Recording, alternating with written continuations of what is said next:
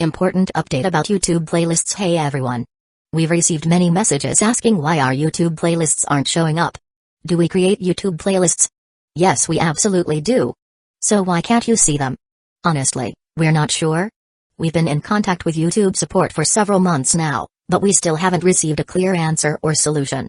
After much discussion, our team has decided to take matters into our own hands. We believe the issue might be related to the number of playlists we've created on a single channel, possibly too many. Our solution? We're launching 2 additional YouTube channels, giving us a total of 3. This way, we can organize our audiobooks better and avoid the playlist visibility issue in the future. This change only affects our YouTube audience. If you're a patron supporter, you can still access all our audiobooks by visiting the collection menu on Patreon. Thanks so much for your time and continued support. Happy listening. Chapter 1. Divinity at the start, Little Garden, the base of the community. No name. Ryo Yagami followed behind a young girl wearing a maid outfit, with long bunny ears on her head and a gentle, innocent look on her face. Her name was Black Rabbit. She was Ryo's senior, in fact, the only senior left. As a newbie who just joined the no-name community, Ryo stayed silent, quietly trailing after her. Just like something out of a cliché novel.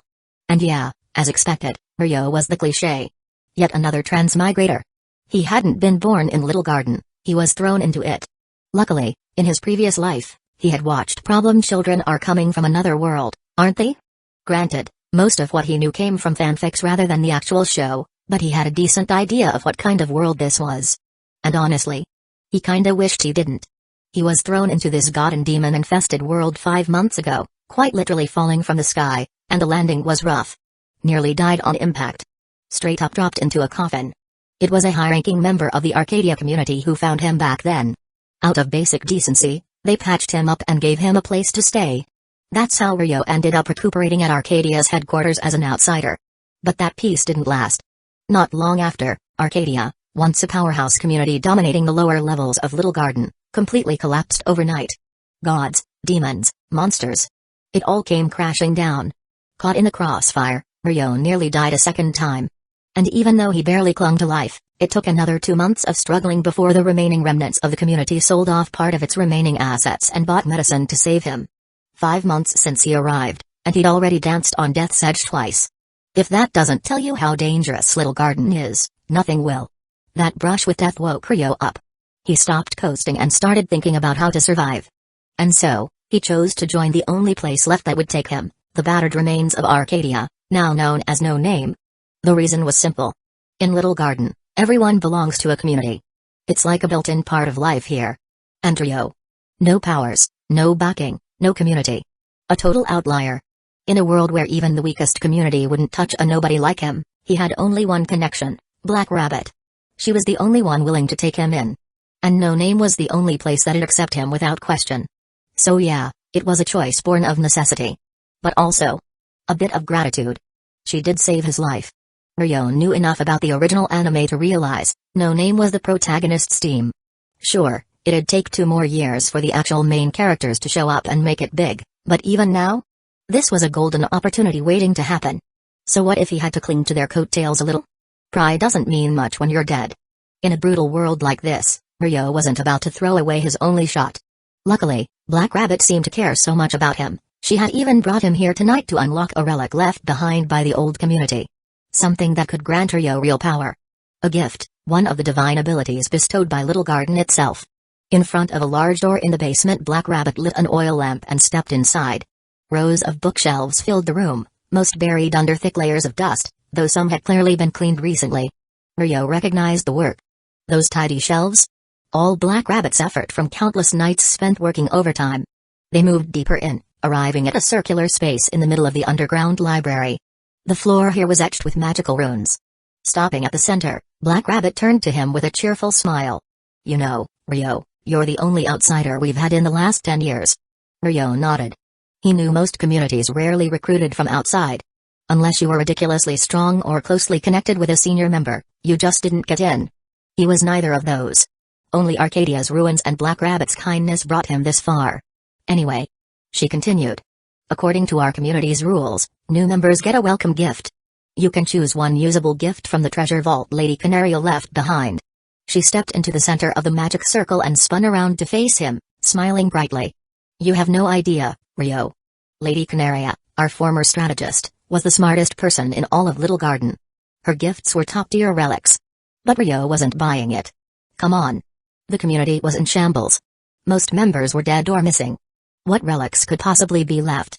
If there was anything of value, Rio figured Black Rabbit had already sold it off just to keep things running. What was left were probably gifts with ridiculous conditions, the kind even Arcadia didn't bother using back when they were strong. Still, beggars can't be choosers. So he put on his best excited face. You mean? A relic from the legendary Lady Canaria? One strong enough to beat gods and demons? You're saying I can really use something like that? Of course. Black Rabbit grinned. You're one of us now. Her whole face lit up like they were best friends just because he complimented Canaria. Rio played along, showing just the right amount of awe. Then, with a smile, Black Rabbit reached into her, well, rather ample chest area, and pulled out a white card. It floated up and with a soft pop, transformed into a dark, diamond-shaped crystal. The moment it appeared, the air vibrated.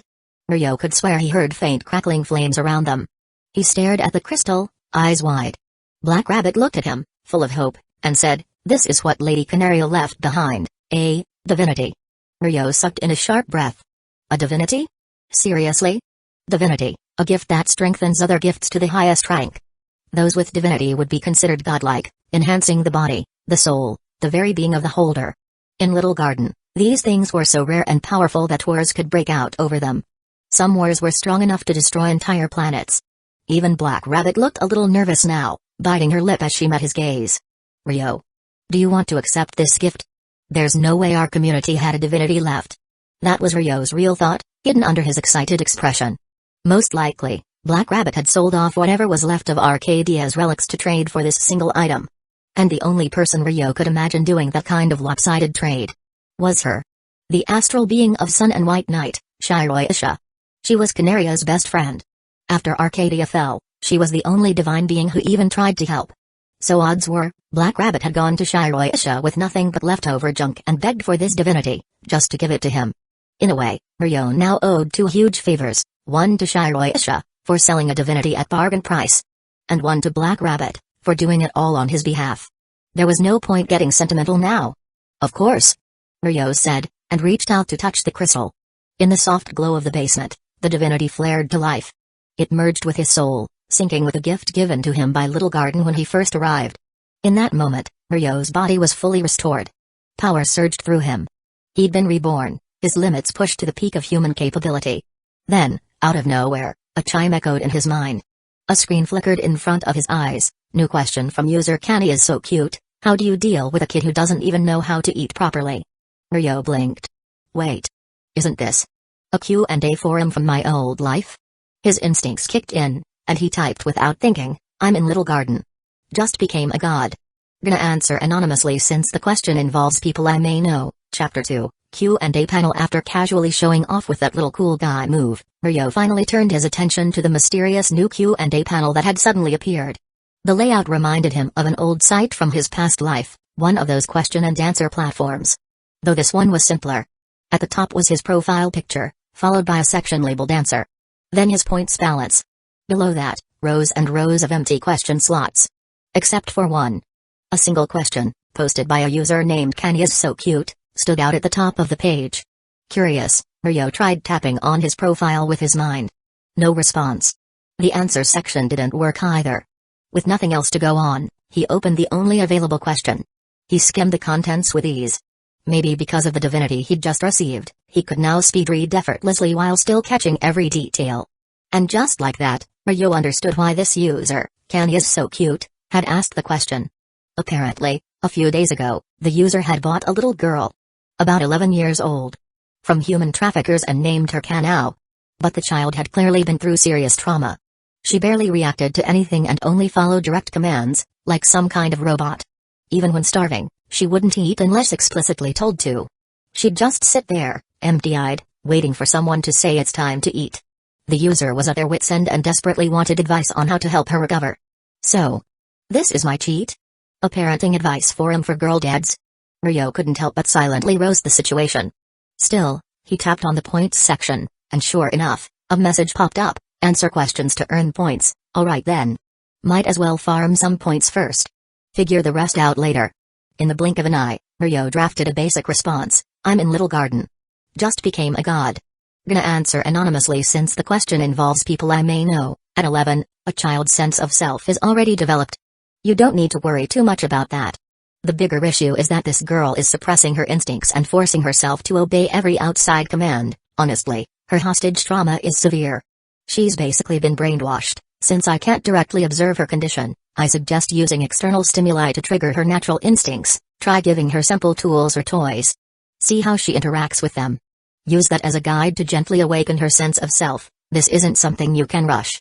Take it slow and be patient. Looking forward to your next question. As he hit send, Ryo sighed. Man, I should have studied psychology. A second later, his point total jumped from 0 to 10. So one answer gets you 10 points. Now if only I knew what the points were actually for. He clicked on the points section again, but this time got a message, not enough points. Feature locked, with no clear direction and nothing else to do on the forum for now, Ryo decided to put it aside. He'd wait to see if the asker replied, and in the meantime, get familiar with his newfound powers. After all, he had just become a demigod. Right now, his curiosity about his new divine abilities far outweighed everything else. Honestly, if it hadn't been for the sudden forum pop-up, he'd have been all over exploring the divinity the moment he got it. Meanwhile, the rabbit girl, Black Rabbit, who knew what it meant when a mortal obtained a divinity, had quietly left the room, giving Ryo some private space. Sensing her departure, Ryo gave a little smirk, then slowly sank into a half-meditative state. With every breath he took, tiny sparks flickered to life around him. Manifestations of fire elemental energy drawn by the divine power he now held. And as the flames danced around him, Ryo's aura steadily grew stronger. Demon Slayer whirled inside a quiet household. Kanikacho, dressed in a simple yukata, let out a small yawn. In front of her sat a low wooden table, lit by an oil lamp. A diary lay open on it. Ever since her parents passed away, Kani had gotten into the habit of writing in a diary every night. Tonight, she had just written down her worries about the girl she'd recently adopted. How can I get Kanao to express her own thoughts? She murmured, frowning slightly. The little girl she'd named Kanao was already 11. Almost old enough to be married in this era. And yet, she didn't behave like a normal child at all. There was no playfulness in her, no spark. Just a hollow silence. Sometimes, even if she accidentally scraped herself or got hurt, she wouldn't flinch or say a word. Just silently follow Kani, letting the blood drip. Even eating required a command. She clearly knew how to use chopsticks and eat properly, but she wouldn't lift a finger unless told to. It broke Kani's heart. She could heal most physical wounds. But when it came to emotional trauma, she felt powerless. So after a long, exhausting day, she sat there writing in her diary, trying to figure out how to reach the girl she'd taken in. Maybe I should ask around. I heard some foreign doctors came to Tokyo recently. Maybe they'd know something. Just as Kani put down her pen and spoke to herself, her diary flipped a page. On its own, black ink began to appear on the fresh sheet. I'm in Little Garden. Just became a god. Who's there? In an instant, Kani leapt to the center of the room, a blade now in her hand. Her sharp eyes scanned the room, searching for the hidden threat. But all she could hear was her own breathing. The room was still and silent. Kani's grip tightened on her blade. A demon? She furrowed her brow. In her world, demons, beings that fed on humans, were very real. So were demons' lairs, and Kani was one of them. According to her training, demons could use strange powers known as blood demon arts. And the idea that one could write in someone else's diary remotely? Not that far-fetched. It was strange for a demon to play pranks on a demon's lair, sure. But she wasn't taking any chances. Right then, a soft creak came from behind her. The door slid open. Standing there was a cute girl with a blank expression, wearing a white yukata and her hair in a side ponytail. It was Kanao. She'd heard Kani's shout and quietly come over. Their rooms were only separated by a sliding door. Kani was just about to go to bed, but this unexpected situation had thrown everything off. The moment she saw Kanao, Kani's expression changed. Kanao, come here. Without a word, Kanao walked over and stood beside her, motionless like she was waiting for her next command. Right now, though, Kani had no time to worry about that. She kept scanning the room, her grip so tight that the veins on her hands were visible. Her little sister was here, defenseless. And there might be a demon lurking, one skilled enough to use a blood dart that could manipulate her diary. In that instant, Kani smelled the scent of death. But she wouldn't back down. At the very least, she had to get Kanao to safety. Her pale hands turned even whiter as she clenched her sword. 1 second passed. 2 seconds. Half a minute. Nothing happened. Kenny stood frozen, every nerve on edge. Until finally, she hesitantly called out, Mr. Ghost? Are you still there? Little Garden Ryo, who had been half meditating as he explored his divinity, suddenly opened his eyes. A notification popped up in front of him. Kenny is so cute has invited you to answer a question. Mr. Ghost? Are you still there? For a moment, Ryo just stared, completely stunned. Chapter 3, Gift, Dimensional Forum. Mr. Ghost? Ryo paused, blinking in surprise. Then he thought about it. If a forum randomly appeared out of nowhere, it was fair for someone to think it was the work of a ghost. Still, judging by the tone, this person seemed oddly naive. Most forum users had that smug, know-it-all vibe. Then again, Ryo's years of devouring web novels hadn't gone to waste. Maybe this was some overpowered transmigrator testing the waters. But honestly, Ryo didn't think that was very likely. The way the person expressed concern for their adopted sister didn't fit the usual behavior of your typical transmigrator. Let's face it. Most transmigrators adopting a sister? That's just a glorified way of getting a live-in girlfriend. Throwing shade at most of his peers, Ryo replied to the question with a mix of jealousy and admiration. Did you even read what I wrote before? Demon Slayer World, Butterfly Mansion. Inside the quiet Butterfly Mansion, Kanao was curled up in Kenny's arms while she watched the diary in front of them. The pages flipped on their own as if stirred by an invisible breeze. New text began to form in neat black letters. Did you even read what I wrote before? Kenny's breath caught. She held Kanao tighter with one arm and kept the other on her sword hilt as she cautiously approached the diary. When the message came into view, she blinked, confused. That's when the girl in her arms, Kanao, stared blankly at the notebook and said in a flat, emotionless voice, "Blank diary." Blank? There are clearly words on it, Kanao. Kenny said, then froze. Wait a minute. Maybe the problem wasn't with Kanao. It was her. Kanao wasn't the type of child to lie. Frankly, she wasn't even capable of lying right now. A strange sadness crept into Kenny's chest, but she pushed it down quickly and focused on the diary again. So I can see it, but Kanao can't. Is this some kind of demon blood art? Confused by the demon's lack of attack and suspicious of this bizarre diary, Kenny carefully flipped the page with her sword. She moved like a little girl trying to win a plushie from a claw machine. Cautious, focused. She reached the new message Ryo had just written. Reading it over with growing suspicion, a puzzled look appeared on her face. Demons know how to raise kids now? And what does gonna answer anonymously even mean? Isn't that his name at the top, Ryo Yagami? Still unsure, she picked up a pen and flipped to a blank page, then wrote, "Who are you? Why are you contacting me? And sorry if this is rude, but is this diary your blood demon art? What the hell?" Ryo was baffled by the response. What was all this talk about demons and blood arts? And didn't that user just call him Mr. Ghost earlier? Hold up. Diary? Could the forum look different to other people? His brain, enhanced by divine awareness, kicked into high gear. The words demon, blood demon art. Kanao all started clicking together. Then a memory surfaced. Demon's Lair. The anime he had watched in his previous life. That was the one with demon hunters in Taishawara, Japan. Kanao. Wasn't she one of the side heroines? And wasn't she adopted by Kacho something? Ah. Shinobu. A key character in the show. With that, Ryo typed back a reply, Kacho Shinobu. Kenny blinked. How does a demon know my sister's name? Her eyes narrowed. Was Shinobu being targeted? It would make sense. Her sister was a demon slayer too. She was out right now on a mission. But this felt more like a probing question. A test? So the demon hadn't found Shinobu yet?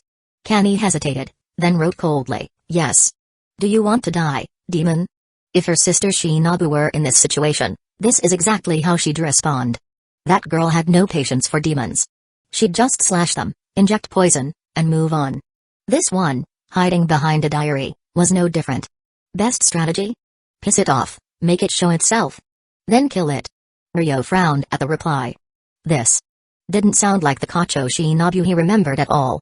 Why is she acting like some edgy anime villain spouting one-liners? Feeling irritated, he fired back, is your sister Kenny dead yet? Yeah, that was probably a bit much. But it jogged his memory.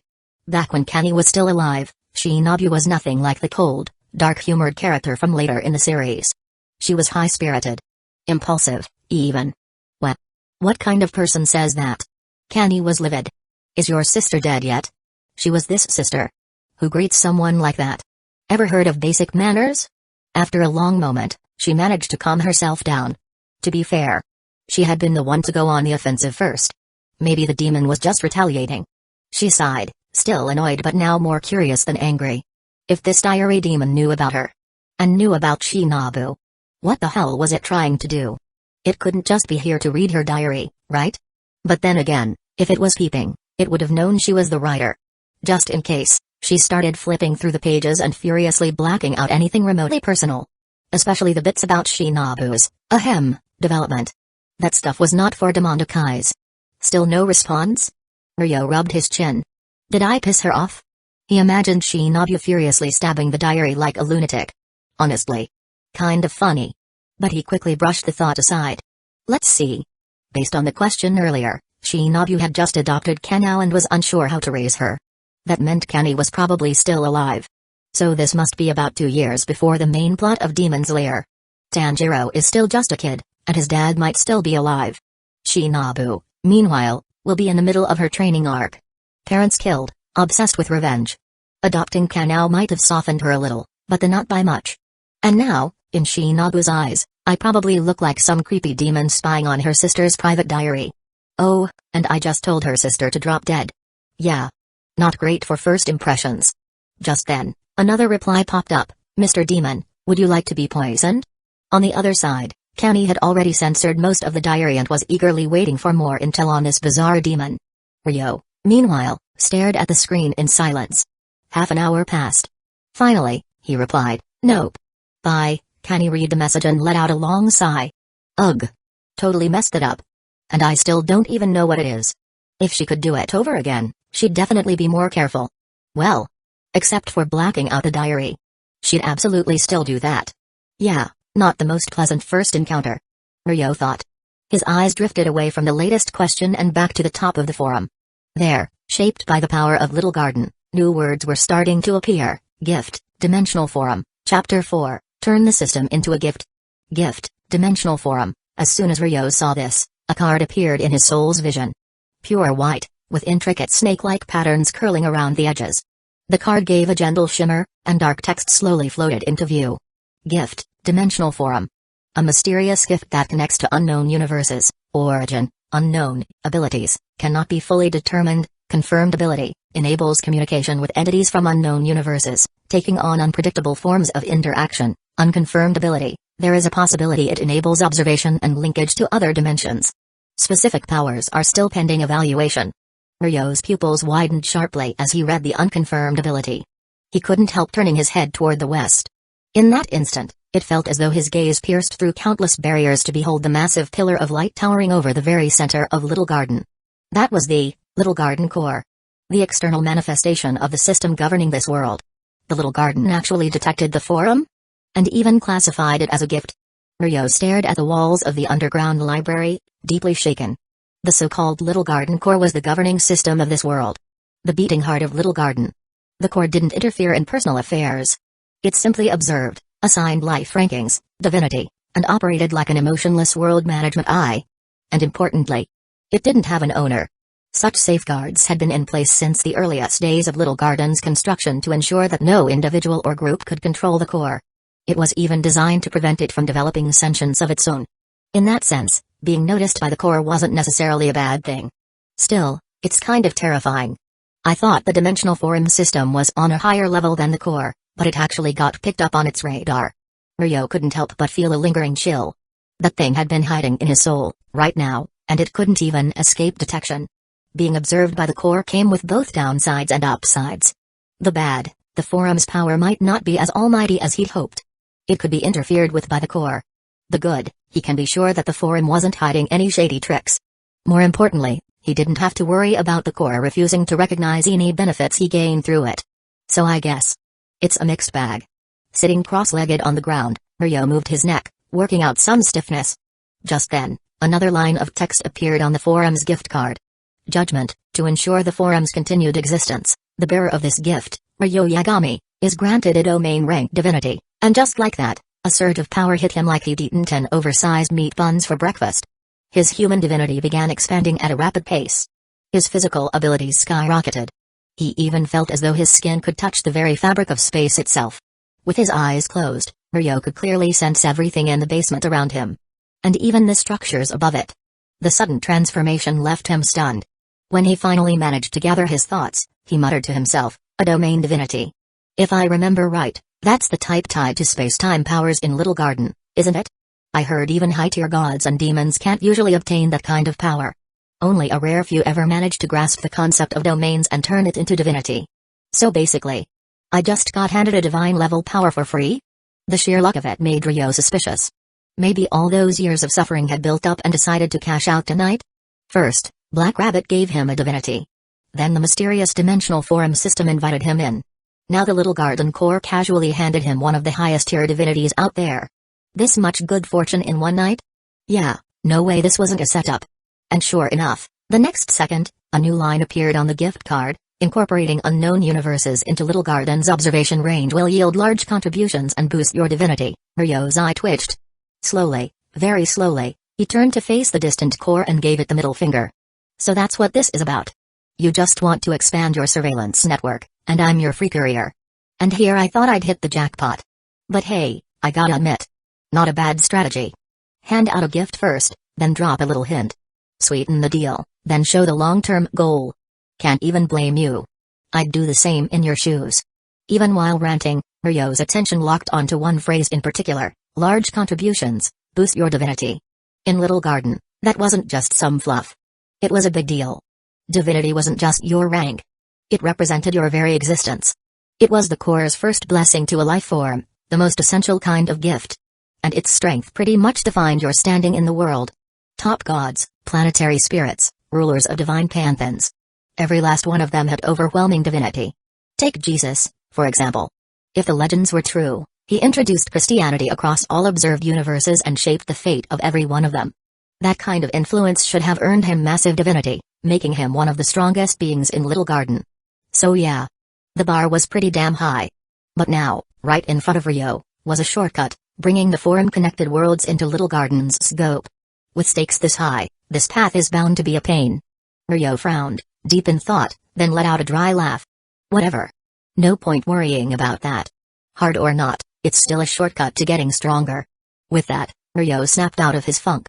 First step now is figuring out how to link other worlds to Little Garden's observation system. He already had a hunch about that. If anyone knew how, it would be Shiroisha. After all, she wasn't just some random god. She was practically one of the founders of Little Garden. Her status even outranked the leaders of many divine factions. If anyone had info on world observation and how to expand the core's awareness, it'd be her. And honestly, she was the only high-tier entity Ryo had a connection with. Who didn't carry a truckload of malice. He owed his current divinity to her, after all. Technically speaking, he was her subordinate god. Well, if the plan's set, then it's time to move. Ryo wasn't the type to overthink things. Once he felt confident in a direction, he acted. Real men charge forward. He pushed himself up, brushed the dust from his pants, and took a deep breath. Then, with steady steps, Ryo walked out of the underground library. Chapter 5, Shiroisha Lower Layers of the East Side, a shop flying the banner of the Twin Goddesses. This place was a branch of Thousand Eyes, the community that the infamous Shiroisha belonged to. Ryo, are you sure this is a good idea? Just walking in to see Shiroisha like this? Isn't that kind of reckless? Standing anxiously at the door was a rabbit-eared girl in a fancy black lace dress that screamed elegance, well if not for the way she was nervously pacing like a wreck. Black Rabbit fidgeted nervously, clearly in a panic. Next to her, Ryo, dressed in just a plain t-shirt and jeans, sighed and rubbed his temple. What are you so worked up about? Because.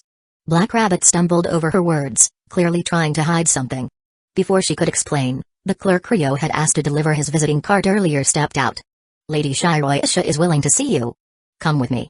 Thanks, Miss Julie. Ryo gave a polite nod and started walking behind the clerk. After a few steps, he turned around and smiled at the frozen-in-place Black Rabbit, reaching out to grab her hand. Wait. I think I'll just head back, actually Tilda. Ignoring her protests, Ryo dragged her into the shop's backyard. The moment they stepped through the gate, a blur shot toward them. Bunny Tilda. A tiny figure launched forward, giggling mischievously as she pounced. Hands wandering with zero shame over whoever she'd latched onto. Then she froze. TCH. It's just Ryo. The little girl clinging to Ryo like a koala clicked her tongue and jumped down. He looked down to meet her gaze. She had silvery hair, golden eyes, and 2 small horns on her head. Though she looked no older than 10, her appearance was unusually charming. This was none other than Shiroisha, a celestial star spirit, and a major heavyweight even in the upper levels of Little Garden. More importantly, she was currently the most friendly high-tier figure toward Ryo's community. No name, even more crucial? The divinity Ryo received last night. She was the one who crafted it. By Little Garden standards, Ryo could practically be considered her subordinate deity. Ugh, I didn't realize quick enough. It's such a disgrace that my perfect black rabbit sneak attack was ruined. Shiroisha gnawed on a black folding fan from who knows where and shouted dramatically. You even ended up with the advantage. She huffed and unfolded her fan, eyeing Black Rabbit's dress with an amused smile. Even if it's not the maid outfit I gave her, this British noble lady look suits her too. I guess I'll let you two off the hook, just for that. Under her stare, Black Rabbit squirmed and hid behind Ryo, muttering. This is why I didn't want to come here. Shiroisha was great at many things. But she had this thing for making pretty girls wear borderline inappropriate outfits, which Black Rabbit could never get used to. But annoyingly enough, this same person had helped her out countless times. It left Black Rabbit frustrated, guilty, and just plain stuck. Worse still, she'd just gotten a divine relic from Shiroisha yesterday at an insanely low price. Now that they were face to face again, she had no idea how to say no if Shiroisha asked for something in return. Seeing Black Rabbit's tangled expression only piqued Shiroisha's interest further. Oh, Black Rabbit looks extra cute today. Totally has that easy-to-tease vibe going on. The moment she saw Shiroisha's gleeful eyes, Black Rabbit bolted back behind Ryo, not daring to show her face. Ryo just chuckled. Sorry, but I can't let you bully my bunny like that. But as he spoke, he subtly curled his finger. The message was clear. What's in it for me? Oh, Tilda. Shiroisha snapped her fan shut, pulled out her wallet, and declared. How much to buy the bunny? One-time offer. That's horrible, Lady Shiroisha. You know Ryo would never. 10,000 gold? Deal. Black Rabbit's words died in her throat. She stared at Ryo, who had just accepted the money, with a lifeless look in her eyes. Ha ha ha. Relax, I'm just teasing. Shiroisha snatched the gold back, laughing and waving her fan. Come on, this isn't the place to chat. Follow me. Ryo gave a small nod and tugged along the puff-cheeked Black Rabbit, following Shiroisha into a tea room. Once inside, Shiroisha went straight to the tea table and poured 3 cups of freshly brewed tea. Right on time, just as I guessed. I figured you'd both show up around now. Black Rabbit blinked in shock. Wait. You knew we were coming? Of course I did. Shiroisha rolled her eyes, hiding her mouth behind her fan as she smirked at Ryo.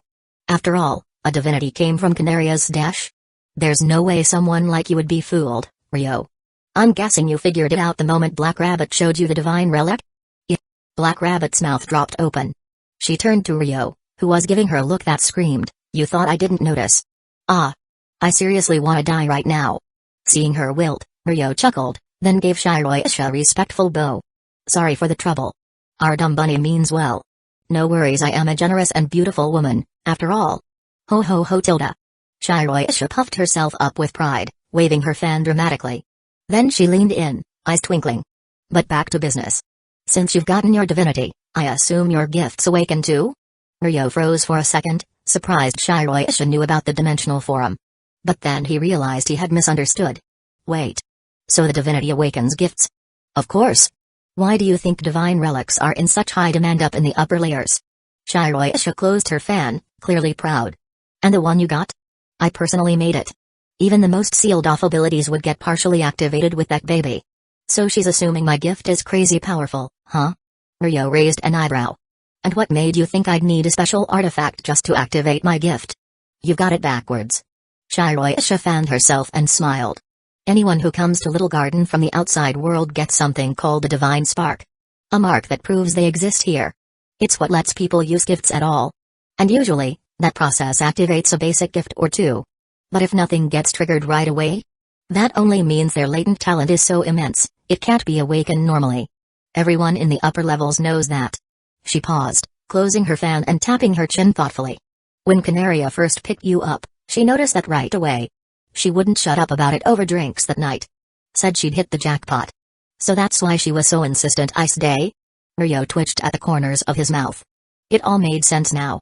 Why Canaria, strategist of the former Arcadia, brought a random outsider back and made sure he was healed. She'd been eyeing his potential from the start. What? Black Rabbit looked like someone had broken her soul. She'd gone to Shiroisha in desperation, trying to trade literal junk for a divine relic, practically groveling in guilt. But now it turned out Shiroisha already knew Ryo needed it. And even worse, she'd been the one to bait Black Rabbit into asking for it in the first place. It was all one big setup. This celestial star spirit was way too twisted. He caught on, have you? Shiroisha let out a witchy cackle, then wiped the corner of her mouth and tilted her head at Ryo. So, what kind of gift did you get? Bet it's pretty rare, huh? Wanna tell me? No pressure though, I totally won't mind you say that, but it feels like you're definitely pressuring me. Ryo gave a wry smile and leaned back. But hey, secrets like mine aren't free. They're worth something too, you know? He raised a brow, smirking. So how about we do a trade? Oh, sounds like your ability needs some special setup. Shiroisha narrowed her eyes, intrigued. She'd lived long enough to pick up on subtleties like that. So even with the divine relic, his gift didn't fully awaken? That meant it was even stronger than she thought. Alright, I'll accept your trade. But I suggest you ask directly what intel you want. If it's too classified, I'd need to report it to Thousand Eyes first. That put Ryo at ease. Say what you will about Shiroisha's personality. When it came to trustworthiness, she was solid. She'd never gone back on her word. And Thousand Eyes? One of the most reputable intelligence networks in all of Little Garden. If they said they'd keep something secret, they meant it. So with that assurance, Ryo took a deep breath, narrowed his eyes, and asked seriously, then I'll get to the point. I want to know how to bring other worlds under Little Garden's observation. Shiroisha's hand froze mid-fan, her expression stiffening for a moment. Then, just as quickly, she returned to her usual calm. Smiling while gazing intently at Ryo. Canaria. You really did pick up a gem before you died, huh? She smiled slyly and spoke in a breezy tone. Well, as it just so happens, I do know the answer to that. And I don't need permission to share it. Ryo visibly relaxed, just as he was about to ask more. But Shiroisha cut him off. It's still way too early for you to know. Ryo frowned.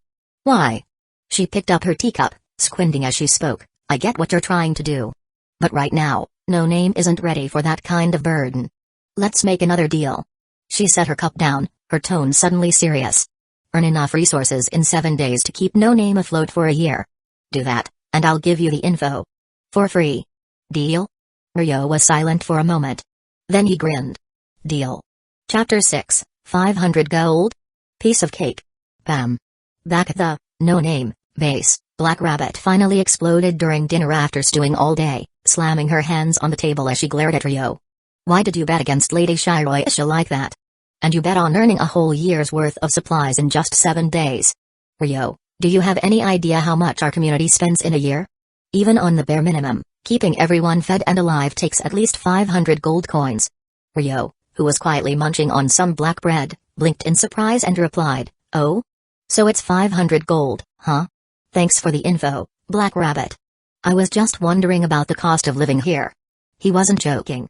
Ryo had been racking his brain trying to figure out how much it would cost to sustain their community of 200 kids for a year. What he did know was that one gold coin here had the same purchasing power as about 200,000 yen, Japanese yen, back in his old world. He'd used them before, after all. So doing the math, he'd need to make around 100 million yen's worth in 7 days. Way easier than he'd expected. Ah. Black Rabbit clutched her head in frustration, nearly pulling her ears off. Are you an idiot? You make it sound like money just falls from the sky. I could ask you the same thing. Ryo said nonchalantly, finishing the last of his bread. Shouldn't earning gold be easy for someone rated in the 4-digit tier? Black Rabbit instantly froze. In Little Garden, people are ranked by digits. Both for their community zones and their power levels. The strongest lived in the 1-digit districts, circle number 1, followed by the 2 digits and so on. The lowest ranked areas were 7 digits, and there were even rumors of an 8-digit being planned. The lower the number, the stronger the communities. Simple math. Right? And 3-digit zones and above? Those were basically reserved for divine beings and gods. A magical realm where only the ultra-powerful could survive. Naturally, Ryo and his community weren't living in one of those. They were holed up in the 7-digit district of 2,105,380. The outermost fringes. Most people here were average gifted individuals at best. The really special ones might make it into the 6 digits. But somehow, in this mess of 7-digit nobodies, a 4-digit powerhouse like Black Rabbit had shown up. A being on par with gods.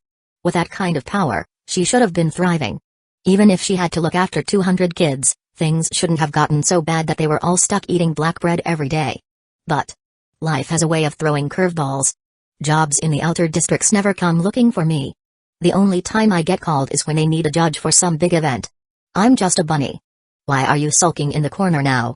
Rio stared blankly as Black Rabbit crouched in the corner, drawing sad circles on the ground with her finger. You'd think he was the one bullying her. He stacked his empty dishes neatly for the younger kids to clear and clapped his hands. Well, I get it now. You really are useless, huh, Black Rabbit? She followed rules too strictly. No wonder she couldn't make money, Rio thought, his inner cynic smiling darkly. Then again, maybe that was part of her charm. A moon rabbit who believed so deeply in fairness and justice. That kind of innocence could be oddly endearing. Rio. Black Rabbit stared at him seriously. Yep, right here. No one ever told you that honesty makes a guy totally unlikable? Rio stood, pushed his chair in, and called out to the green-haired boy cleaning up the table. Perfect timing. Jin, come with me. Jin Russell. 8 years old, second oldest male in the community after Rio, and one of the few who helped manage the place. No name might have looked like it was barely hanging on, but keeping 200 kids organized was no small feat. Back when Rio was still recovering in bed, Jin had handled most of the day-to-day work based on his instructions. Now, Rio needed some intel from him directly. Okay, Rio. As Rio grabbed Jin and began walking out, Black Rabbit called after them, worried. Wait, Rio. Jin's just a kid. He can't protect himself. Rio just waved a hand behind his back. Relax. I'm basically a 5-digit pseudo-god now. No way I'm dragging a kid into anything dangerous. Beebit. Black Rabbit could only glare at Rio's retreating figure and bite angrily into her bread. Crunch. Ugh. So hard. A while later, Jin returned, looking a bit confused. Black Rabbit, who had just managed to swallow her last bite, immediately pounced with a question. Jin, what did Rio ask you just now? She paused, realizing she might be prying a little too much into Rio's business. She glanced around and, seeing that Rio was nowhere nearby, gave Jin a sweet, suspicious smile. Of course, if you don't want to tell me, that's totally fine too, Tilda. Jin shivered like a cat dumped in cold water. He just asked about the water-fetching routes.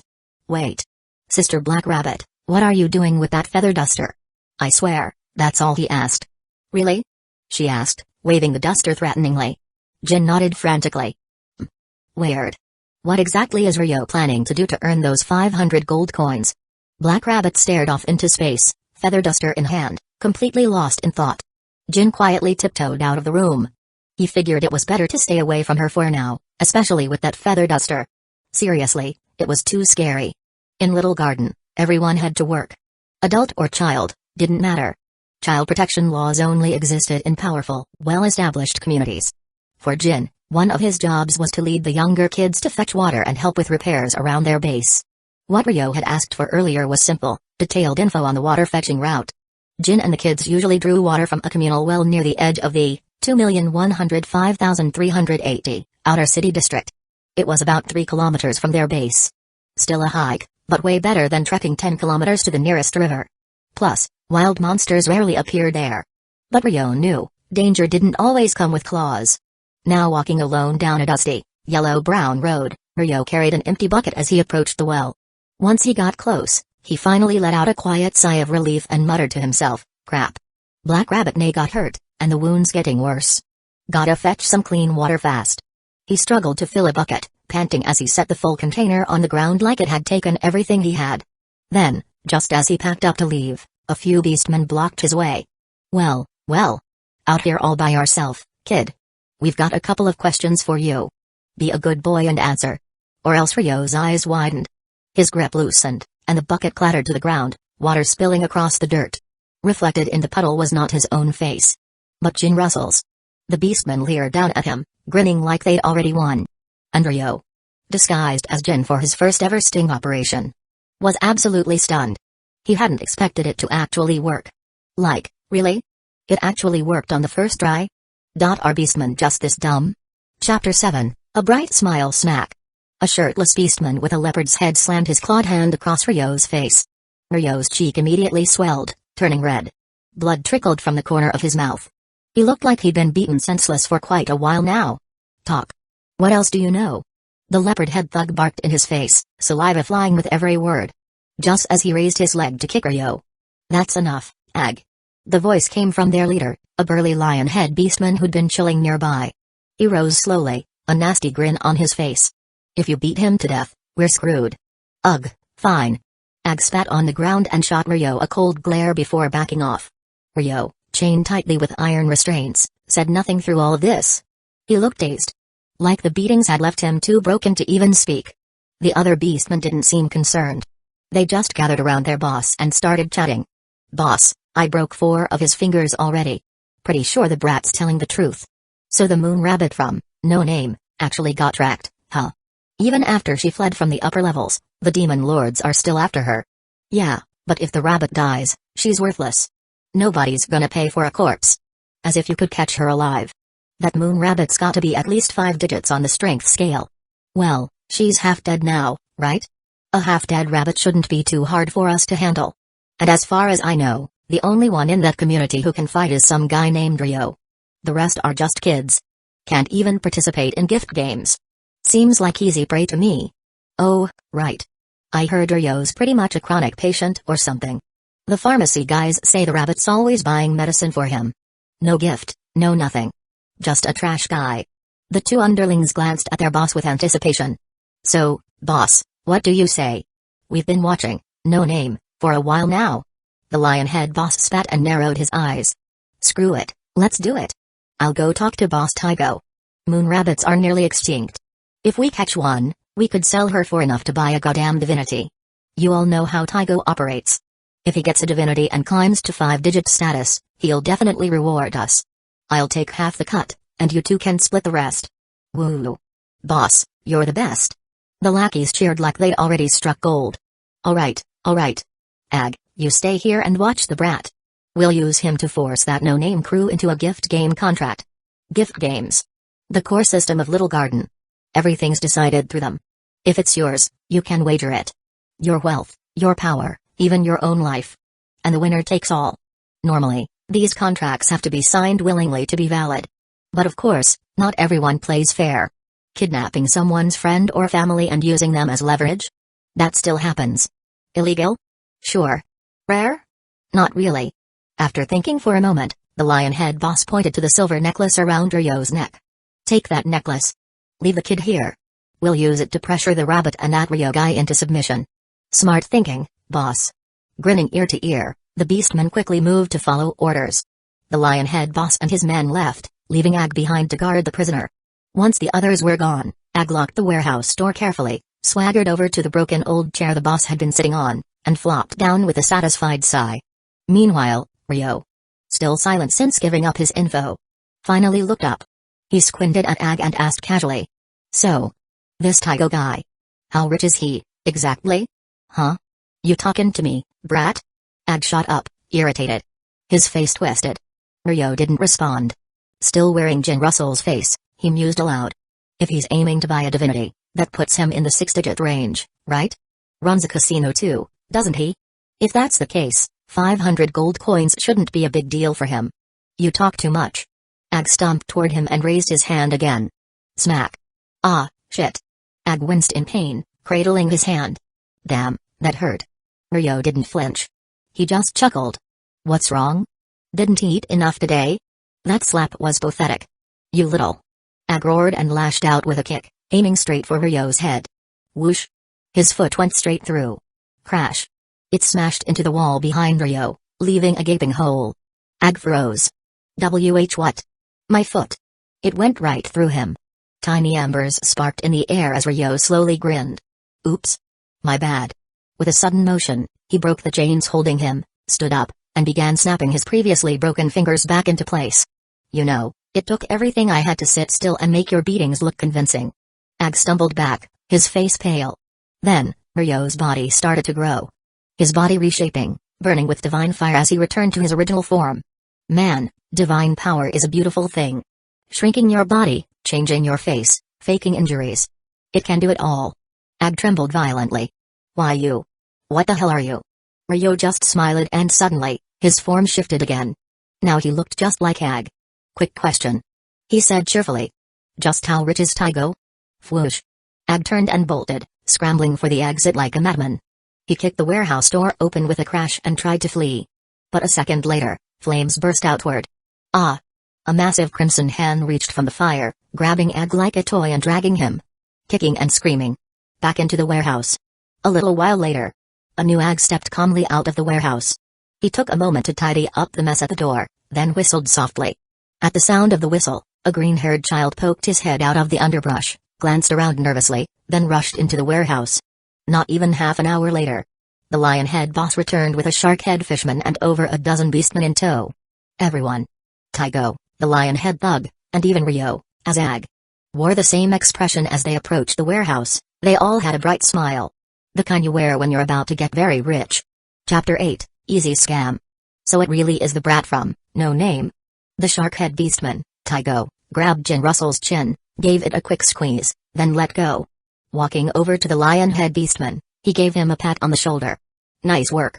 The Lionhead beastman beamed with pride, grinning ear to ear. Tygo, this is the perfect opportunity. The moon rabbit race got wiped out 200 years ago. A live one's gotta be worth a fortune. Seeing a chance, the leopard-head beastman, Egg, quickly chimed in. Exactly, big bro Tygo. If word gets out that the moon rabbit's badly hurt, everyone's gonna come sniffing around. If we don't move fast, someone else might snatch her up. Yeah, exactly. If someone beats us to her, everything we've done would be for nothing. For real. If it were me and I was injured, I'd escape the second I had the chance. No one wants to be caught while they're down. Run away? That won't do. What about our money? The beastmen around started buzzing with nervous chatter. But Tygo raised a hand, frowning to silence them. Not yet. Before anyone could argue, he continued, just in case, go buy some intel from a reputable information guild. Focus on that human, Ryo. We need to move quick. Tygo had already thought this through. If the rabbit was out of commission, then once the two sides clash, the gift game opponent would almost certainly be Ryo. And if he had accurate intel on the guy, it would give him a massive advantage. That edge could easily become the key to victory. So, information came first. No question about it. But his underlings didn't seem to get it. They all looked puzzled. Only the Lionhead beastman caught on fast, jumping in to flatter his boss. No wonder you're the big boss, Tygo. You think of everything. I'm honestly in awe. Yeah, if we really end up in a gift game, Ryo's the only one they've got who can show up. And once we've got his info, it's 100% win. Totally. Big bro's a genius. You're seeing things the rest of us can't. Tygo smirked, clearly enjoying the praise. After a moment, he pulled the upside-down cross pendant from around his neck and looked around. Who here's the fastest runner? Take this token and head to the gambling street. Buy some intel. Use this at a trustworthy information guild. The moment he finished, Egg bolted forward. I'm fast, big bro. Let me go. You? Tygo gave him a quick glance. After a moment, he remembered this guy was one of the Lionhead's lackeys and nodded, handing over the necklace. All right, go. Don't waste time. Yes, sir. With the others eyeing him with envy, Egg snatched the pendant and dashed out of the warehouse.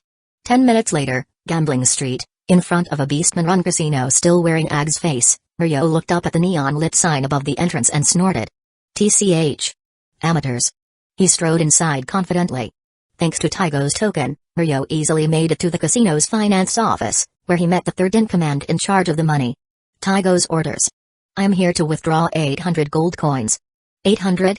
The shark-head beastman doing the books practically choked. If Ryo hadn't been holding Tygo's token, he'd have assumed this was some kind of prank. Tygo is buying info from Thousand Eyes. Said to make it quick. He's in a hurry. Thousand Eyes? Even this guy had to pause. Thousand Eyes was one of the most powerful and well-known intelligence communities in Little Garden. Everyone knew who they were. For Tygo to send someone to them meant something big was about to go down. Wait here. I need time to gather that much. Grabbing a few subordinates, he rushed off to the vault. A short while later, they returned with a massive sack of gold. Here, 800 coins. About time. Ryo grabbed the heavy bag like it was nothing. Barely more than a puff of air. No one questioned it, of course. He was pretending to be a beastman, after all. Strength came with the look. With the money in hand, Ryo headed for the door. But as soon as he left, the shark-head manager jerked his head toward his men. Follow him. If he's not heading to Thousand Eyes, take him out and bring the money back. That kind of cash nearly emptied their vault. He wasn't about to let it walk out without backup. Got it. A few beastmen melted into the shadows and followed. Try to pull one over on me, huh? Idiots. Ryo quickly made his way to the Thousand Eyes branch in the outer gate, 2,105,380. Inside, he was soon greeted by the local manager, a beautiful young cat girl, and the same shopkeeper who'd welcomed him earlier that morning. "Fancy seeing you again, Miss Julie," Ryo said, grinning. "Do I know you?" Julie tilted her head, puzzled by the leopard-head beastman in front of her. As the manager of a Thousand Eyes store, she had no reason to interact with someone this beastly. Frankly, if he hadn't been dragging a massive sack of gold and personally asked for her by name, he wouldn't have even gotten through the door. After all, Thousand Eyes didn't serve just anyone. Before she could say more, sparks burst across Ryo's body, revealing his true form. "Ah! Mr. Ryo." Recognition flashed across Julie's face, and she let out a graceful laugh. "Did Lady Shiroisha put you up to this? Dressing like that?" "You could say that." He shrugged, then got to the point. "I want to buy intel. On myself." "Pardon?" She blinked, surprised, but kept her composure. "I see. Well, I don't know why you'd want that, but as a divinity with a 5-digit rank, and Lady Shiroisha's subordinate, your information is practically on par with a 4-digit. Then Ryo raised a finger. "From a month ago. Free, then." Julie replied with a prim smile. "Old intel like that isn't worth much. And back then, you were just a normal guy." Ryo's grin widened. "Free, huh? I like that word." Moments later, he left the shop holding a sealed parchment marked with Thousand Eyes insignia. Back at the warehouse, still disguised as Ag, Ryo returned. Taigo, still lounging on his wooden chair, asked without looking up, "You get the intel?" "Sure did, boss." Ryo gave a bootlicker's smile and handed him the document. The moment Taigo saw the Thousand Eyes seal, his eyebrow twitched, and a wave of dread hit him like a ton of bricks. "You got it? From Thousand Eyes? How much did you spend?" If Ag didn't have a good answer, Taigo was ready to flatten him on the spot. "Who the hell sends someone to Thousand Eyes? You trying to bankrupt me?" "Oh, not much. I've got a little connection with one of the clerks. Just cost a single gold coin." Ryo shot him a sly smile. Taigo got the hint instantly and burst out laughing, slapping him on the back. "Well done." Then he glanced at the intel and asked casually, "What was your name again?" "Ag, boss." "Just Ag. Good. I'll remember that. Stick around and keep an eye on the no-name brat. When the time comes, I'll let you eat him." Still flipping through the intel, Taigo didn't even glance at Jin Russell, who sat nearby, bound and gagged. But Jin was staring back with an unreadable look in his eyes.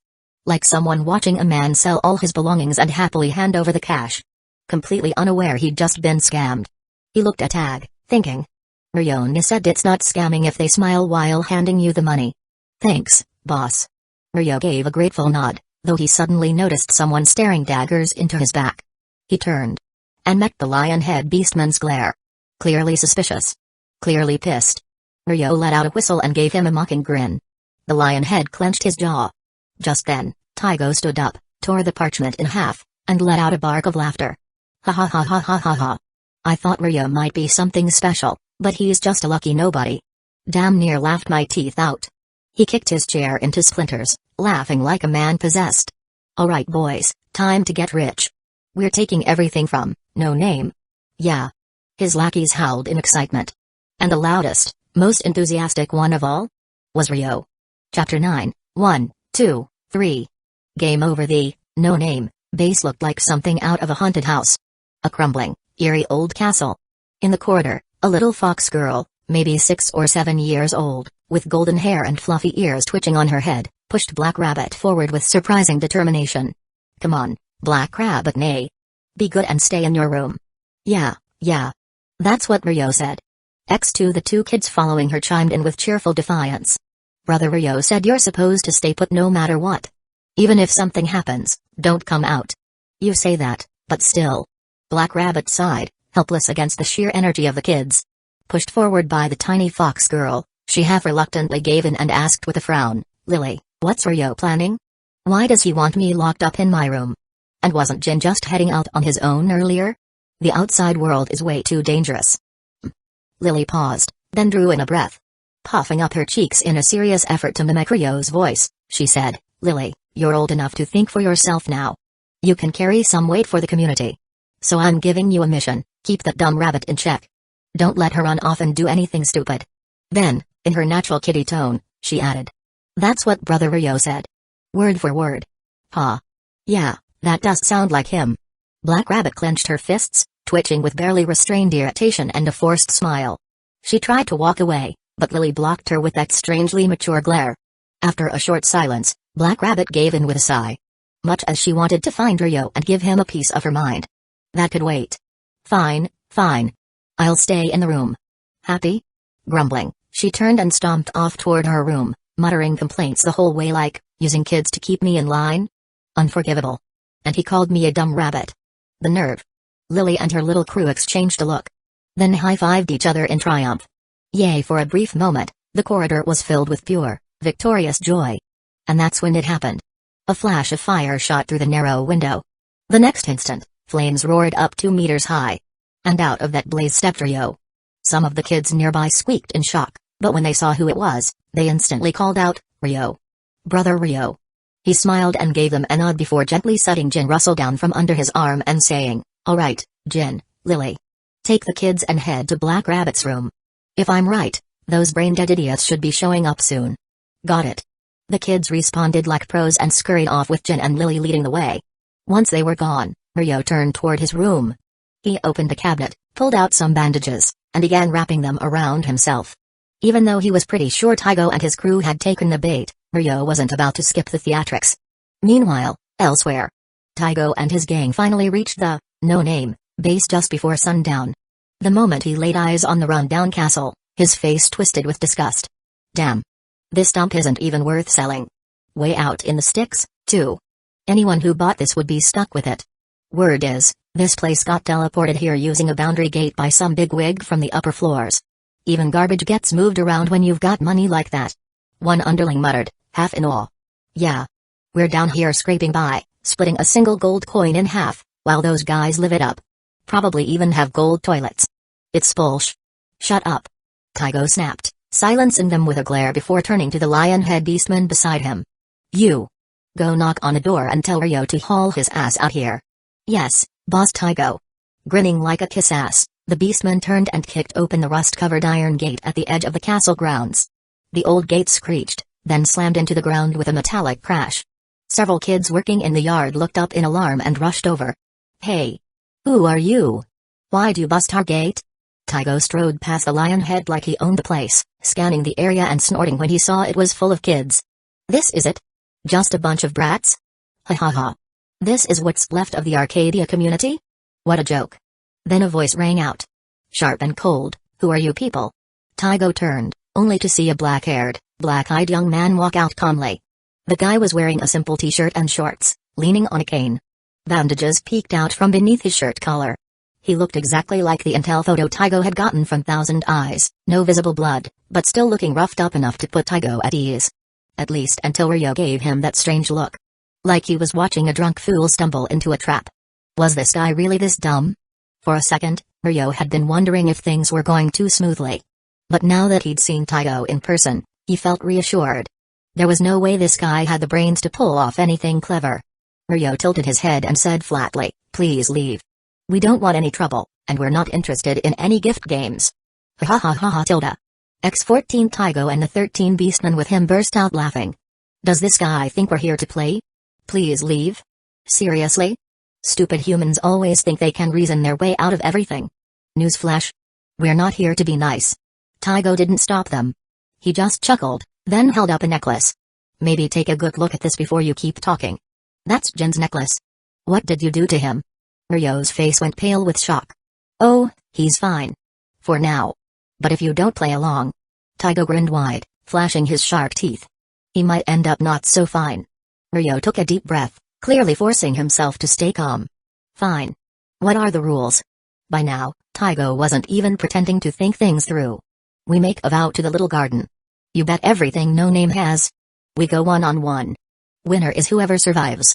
Or makes the other surrender. That's not a fair wager. Ryo said coolly.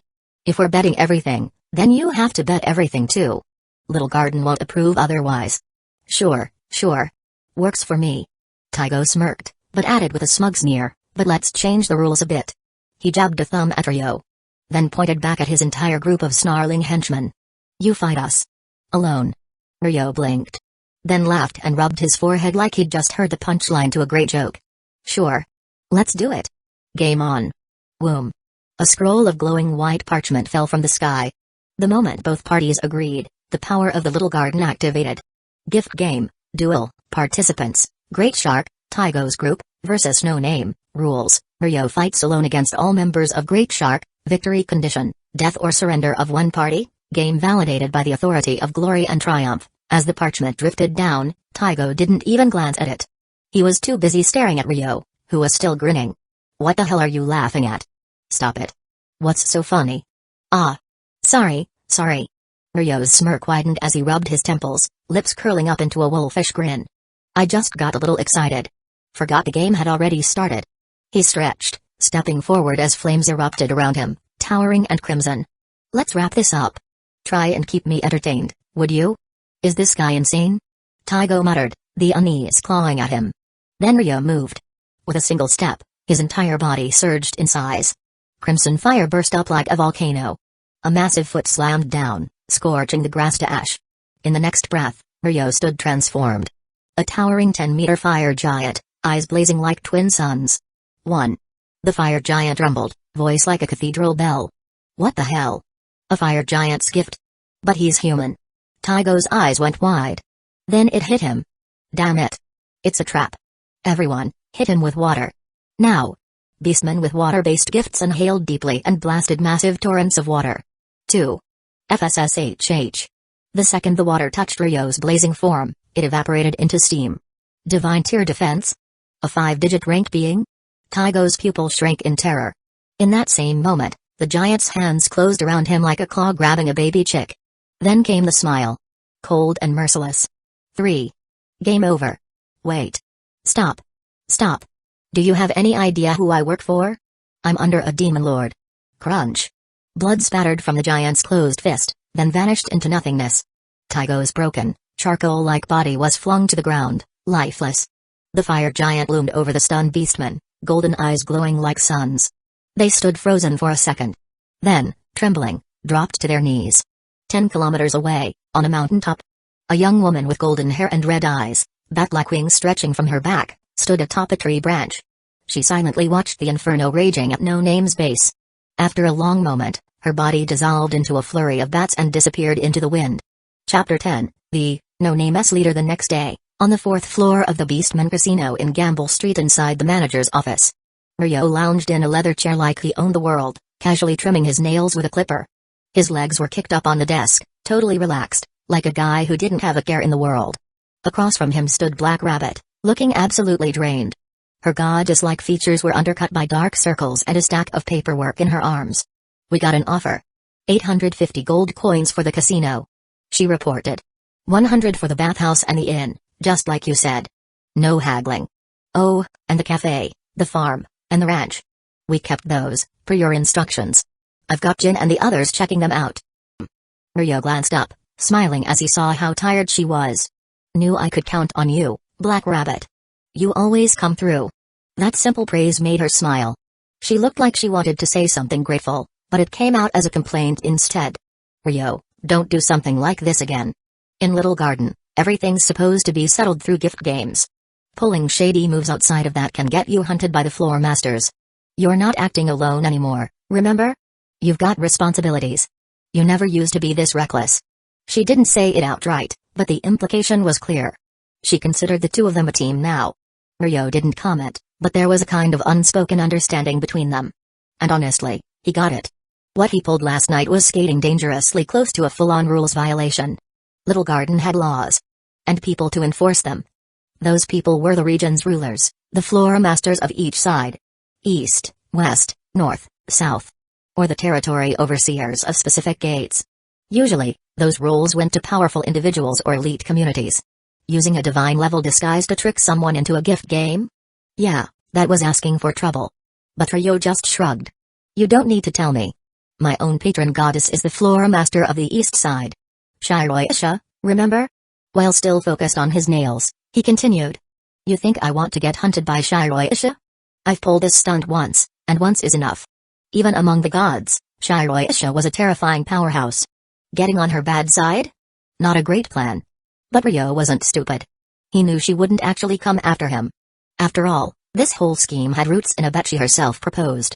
If anyone started digging too deep, she'd have a scandal on her hands too. In Ryo's mind, he was playing it smart. Calculated risk, zero fallout. First, win the bet with Shiroisha. Second, bring in cash to stabilize the community's finances. Third, test out his own power. Check, check, and check. Black Rabbit, hearing his answer, let out a long breath of relief and, like any professional at dodging awkward tension, quickly switched topics. Ryo. I did some quick math. Between what you brought in yesterday and the deals we made today, we've raked in 900 gold coins. And with the cafe, farm, and ranch still under our name, we've probably pulled enough from this one operation to fund the whole community for the foreseeable future.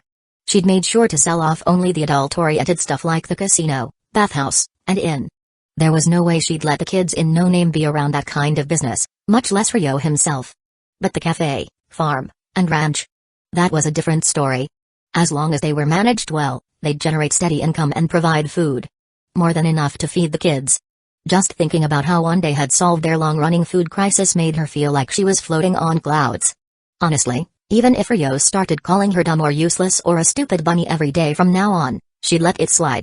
This much gold bought a lot of forgiveness. 900 gold coins, huh? Ryo raised an eyebrow, flipping through the report.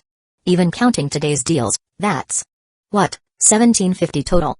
Add in the properties we didn't sell, and maybe we've made 2,000 coins tops? Sheesh. These guys really were small-time thugs. He clicked his tongue in disappointment. He'd expected running a casino would bring in way more.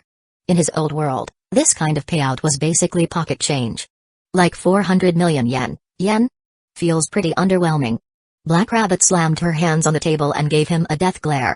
Ryo, you seriously have a messed up sense of money. She looked like a wife scolding her clueless husband. 2,000 gold coins is a huge deal. In this outer gate, there are barely 30 communities that have that kind of wealth. It's rare. Ryo ignored her, still staring at the report and mumbling to himself. This place really is backwater.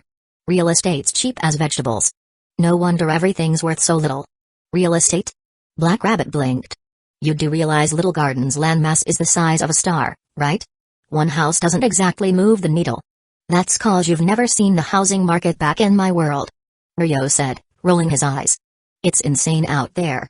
Black Rabbit's face twitched ever so slightly. She glanced at him, then casually asked. So, have you ever thought about going back? Back? Ryo paused, then shrugged. Not happening. Doors closed for good. He didn't believe his old world had any connection to Little Garden. And even if it did, there was no way back. Hearing that, Black Rabbit looked almost relieved. She clutched her chest and smiled. Is that so? That's good. And then, bam. Realizing how that sounded, she panicked. Wait. I didn't mean it like that. Well, you've got me now, right? Oh. Ryo whistled, eyeing her playfully. Bunny, are you saying you're into me? Huh? Her whole face turned crimson. You're filthy. Pervert. Dirty-minded jerk. Oh wow, really going hard on insulting me there, huh? He stood up and grabbed his coat off the rack. Anyway, about those beastmen slaves we won from, Great Shark. Get them working on the farm. They're beastmen, right? Should be good with their hands. In Little Garden, losing a gift game meant surrendering everything, including the community's formal members. And since Ryo beat Great Shark, that meant the beastmen were now his property. Black Rabbit frowned. I don't know. Maybe we should just sell them off. I don't think the kids in No Name can keep an eye on that many slaves. Ryo blinked. Huh. I figured you'd say something like let them go or whatever. Guess not. That's a surprise. Let them go? Why would I? She said, looking baffled. They're community assets now. Ryo smiled. That's good. Wasn't in the mood to deal with a bleeding heart today. He waved it off casually. If managing them gets too tricky, just pick one of them to lead the rest. Someone easy to manipulate. Like that lion-head guy. What's his name?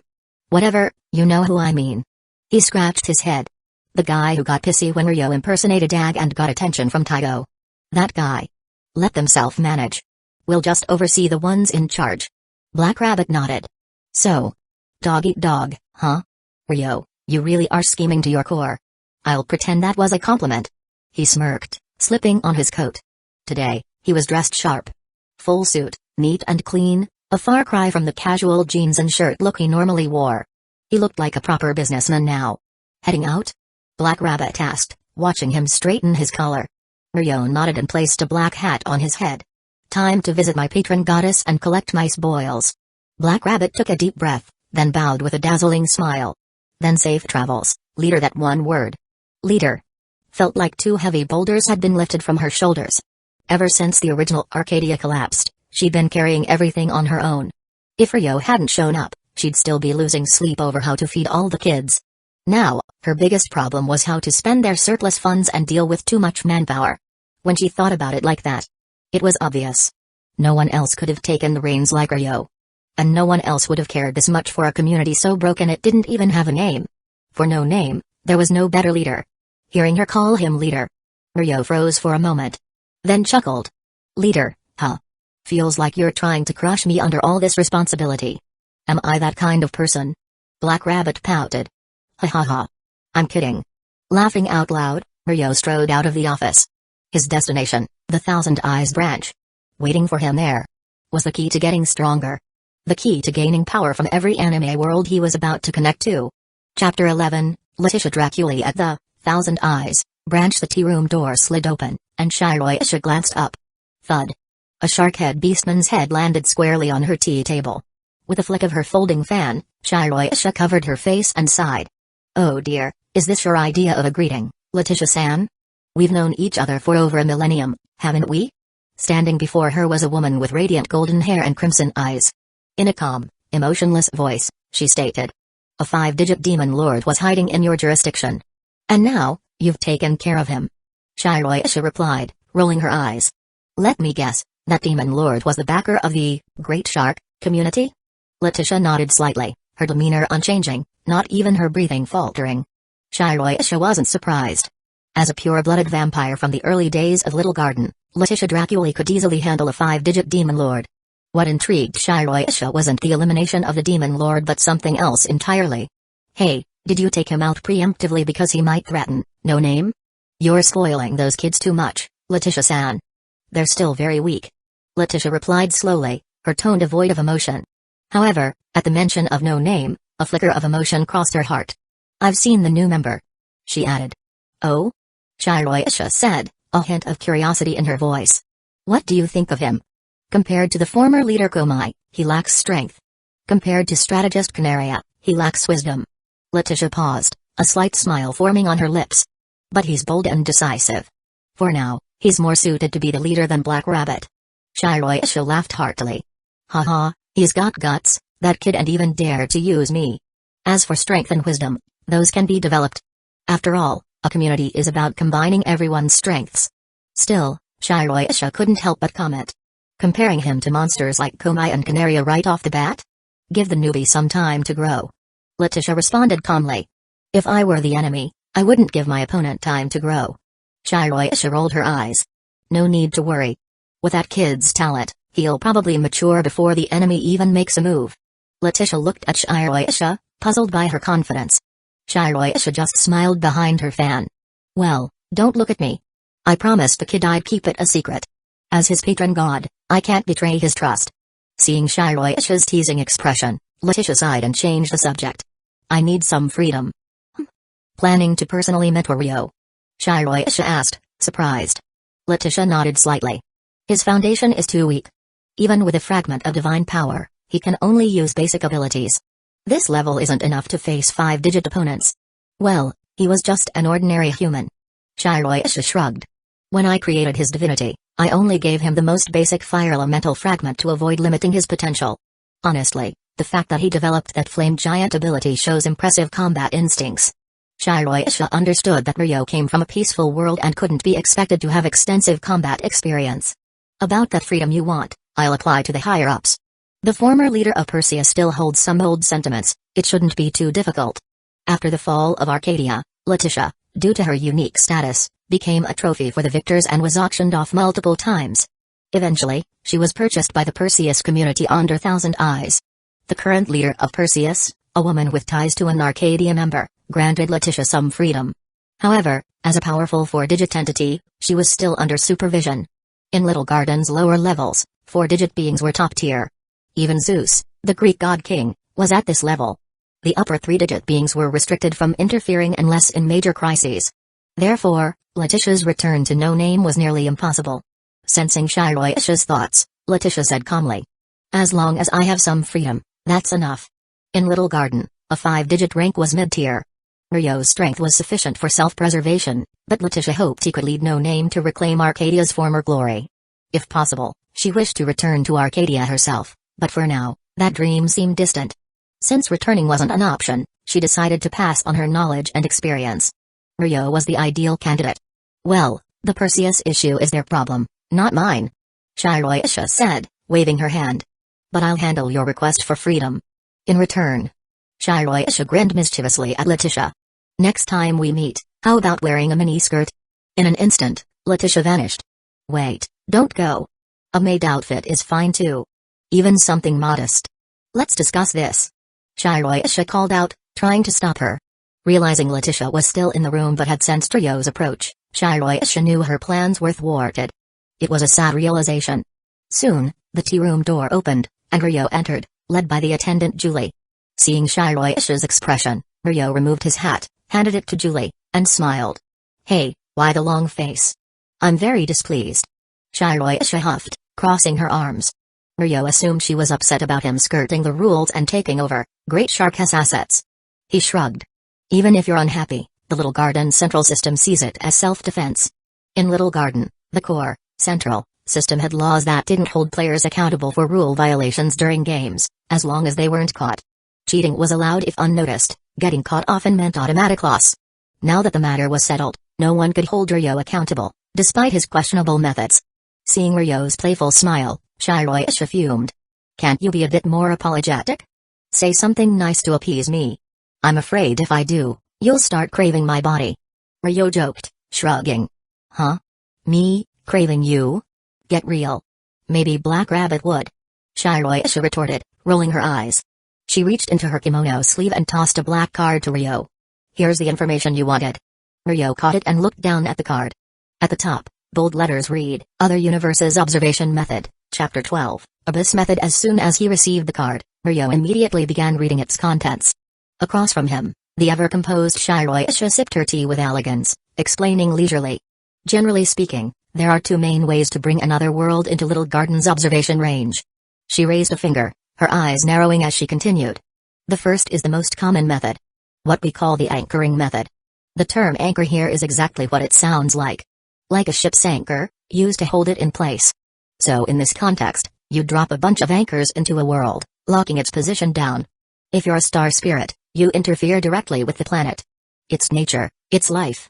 If you're a pure-blooded dragon-type phantasmal species, you implant subordinate creatures into the world, help them evolve into new races, and turn them into anchor points. If you're a deity, you spread your faith among intelligent life forms. As long as one of those three groups manages to reach a certain scale, you can effectively create enough anchors for Little Garden to lock onto that world's coordinates and start observing it." After hearing all that, Ryo sighed and gave the card a little wave. "But it says here that the bare minimum requirement to use the anchoring method is a 4-digit power level." "Exactly." Shiroisha nodded with a cheerful grin. "To use the anchoring method, you've got to be at least 4-digit level, and not just anyone. It has to be a star spirit, a phantasmal species, or a god." Ryo looked at her with an exasperated expression. "So what you're really telling me is that I should forget about that and consider the other method, right?" The 4-digit requirement was a hard stop for him. As someone currently sitting at 5 digits, barely, it was way out of reach in the short term. And from the way Shiroisha was talking, there was clearly a second, less mainstream method she actually wanted him to consider. Shiroisha gave him a playful look, flicked open her folding fan to partially hide her face, and said vaguely, "Well, you're not wrong. The other option is called the observation method. Also known as the abyss method." The mention of abyss method made Ryo raise an eyebrow, but he kept quiet and listened intently. It involves a higher species descending into the world in human form and causing a significant impact. She raised a finger again and began listing examples. It could be a world-renowned artist, a key political figure, a legendary war hero, or even a criminal who committed atrocities on an epic scale. Heck, even becoming the parents of those people might qualify. When your influence on the world hits its peak, the abyss method can be triggered. In that moment, you become a conduit. The moment you observe Little Garden, it observes you. And then the entire world you're in. Shiroisha's smile deepened. In other words, you'd have to become the main character of that world. Or its villain. Someone who drives the story forward. A real force of change. That's the only way this method works. Ryo was stunned. Become the main character? Was this some kind of joke? Wait. No. Shiroisha didn't literally say the protagonist. I get it now. What she meant was someone who's made a huge, undeniable impact. Someone the world has to recognize. That might actually be doable? Take the Demon Slayer world, for instance. If he were to kill Mizukibatsuji, the big bad who'd lived for over 1,000 years and left countless tragedies in his wake. That would definitely make him famous, right? Or the One Piece world. What if he toppled the world government? That's definitely world-shaking. Or in the Compione universe. If he became a godslayer and one of the kings of the earth, that too would qualify as a massive influence. He can also use the slow way, like in the Naruto world, he could build his own village, poach ninja clans like the Uchiha, and bam. The entire shinobi world could end up under his control. If he chose a world with lower power scaling, his current 5-digit strength could probably dominate it easily. Ryo started thinking through the possibilities. As he pondered, Shiroisha kept going. Still, I recommend sticking with the anchoring method. There's a reason it's the mainstream approach. Minimal requirements, and you can even handle everything from inside Little Garden. You just deploy subordinates to the world, spread faith, set up the anchor points. Honestly, you wouldn't even have to lift a finger. Let your followers do the work. It's all doable. Compared to that, the Abyss method is just a huge hassle. Becoming a historical figure isn't something you can brute force. You need luck, courage, strength, and brains. All at once. It's a mess. That, of course, was why she brought up the anchoring method first. It was safer, easier, and yielded great returns. No wonder it was the go-to method for gods in Little Garden trying to earn merit through other worlds. But the time it would take me to reach 4-digit level is just too much. Shiroisha fell silent at his comment, her eyes narrowing with a knowing look. Ryo gently shook his head, now fully resolved. You probably already know how much time and effort a 5-digit needs to climb up to 4 digits. Waiting that long? It's not an option for me. He hadn't experienced it himself, but Arcadia's archives had data on it.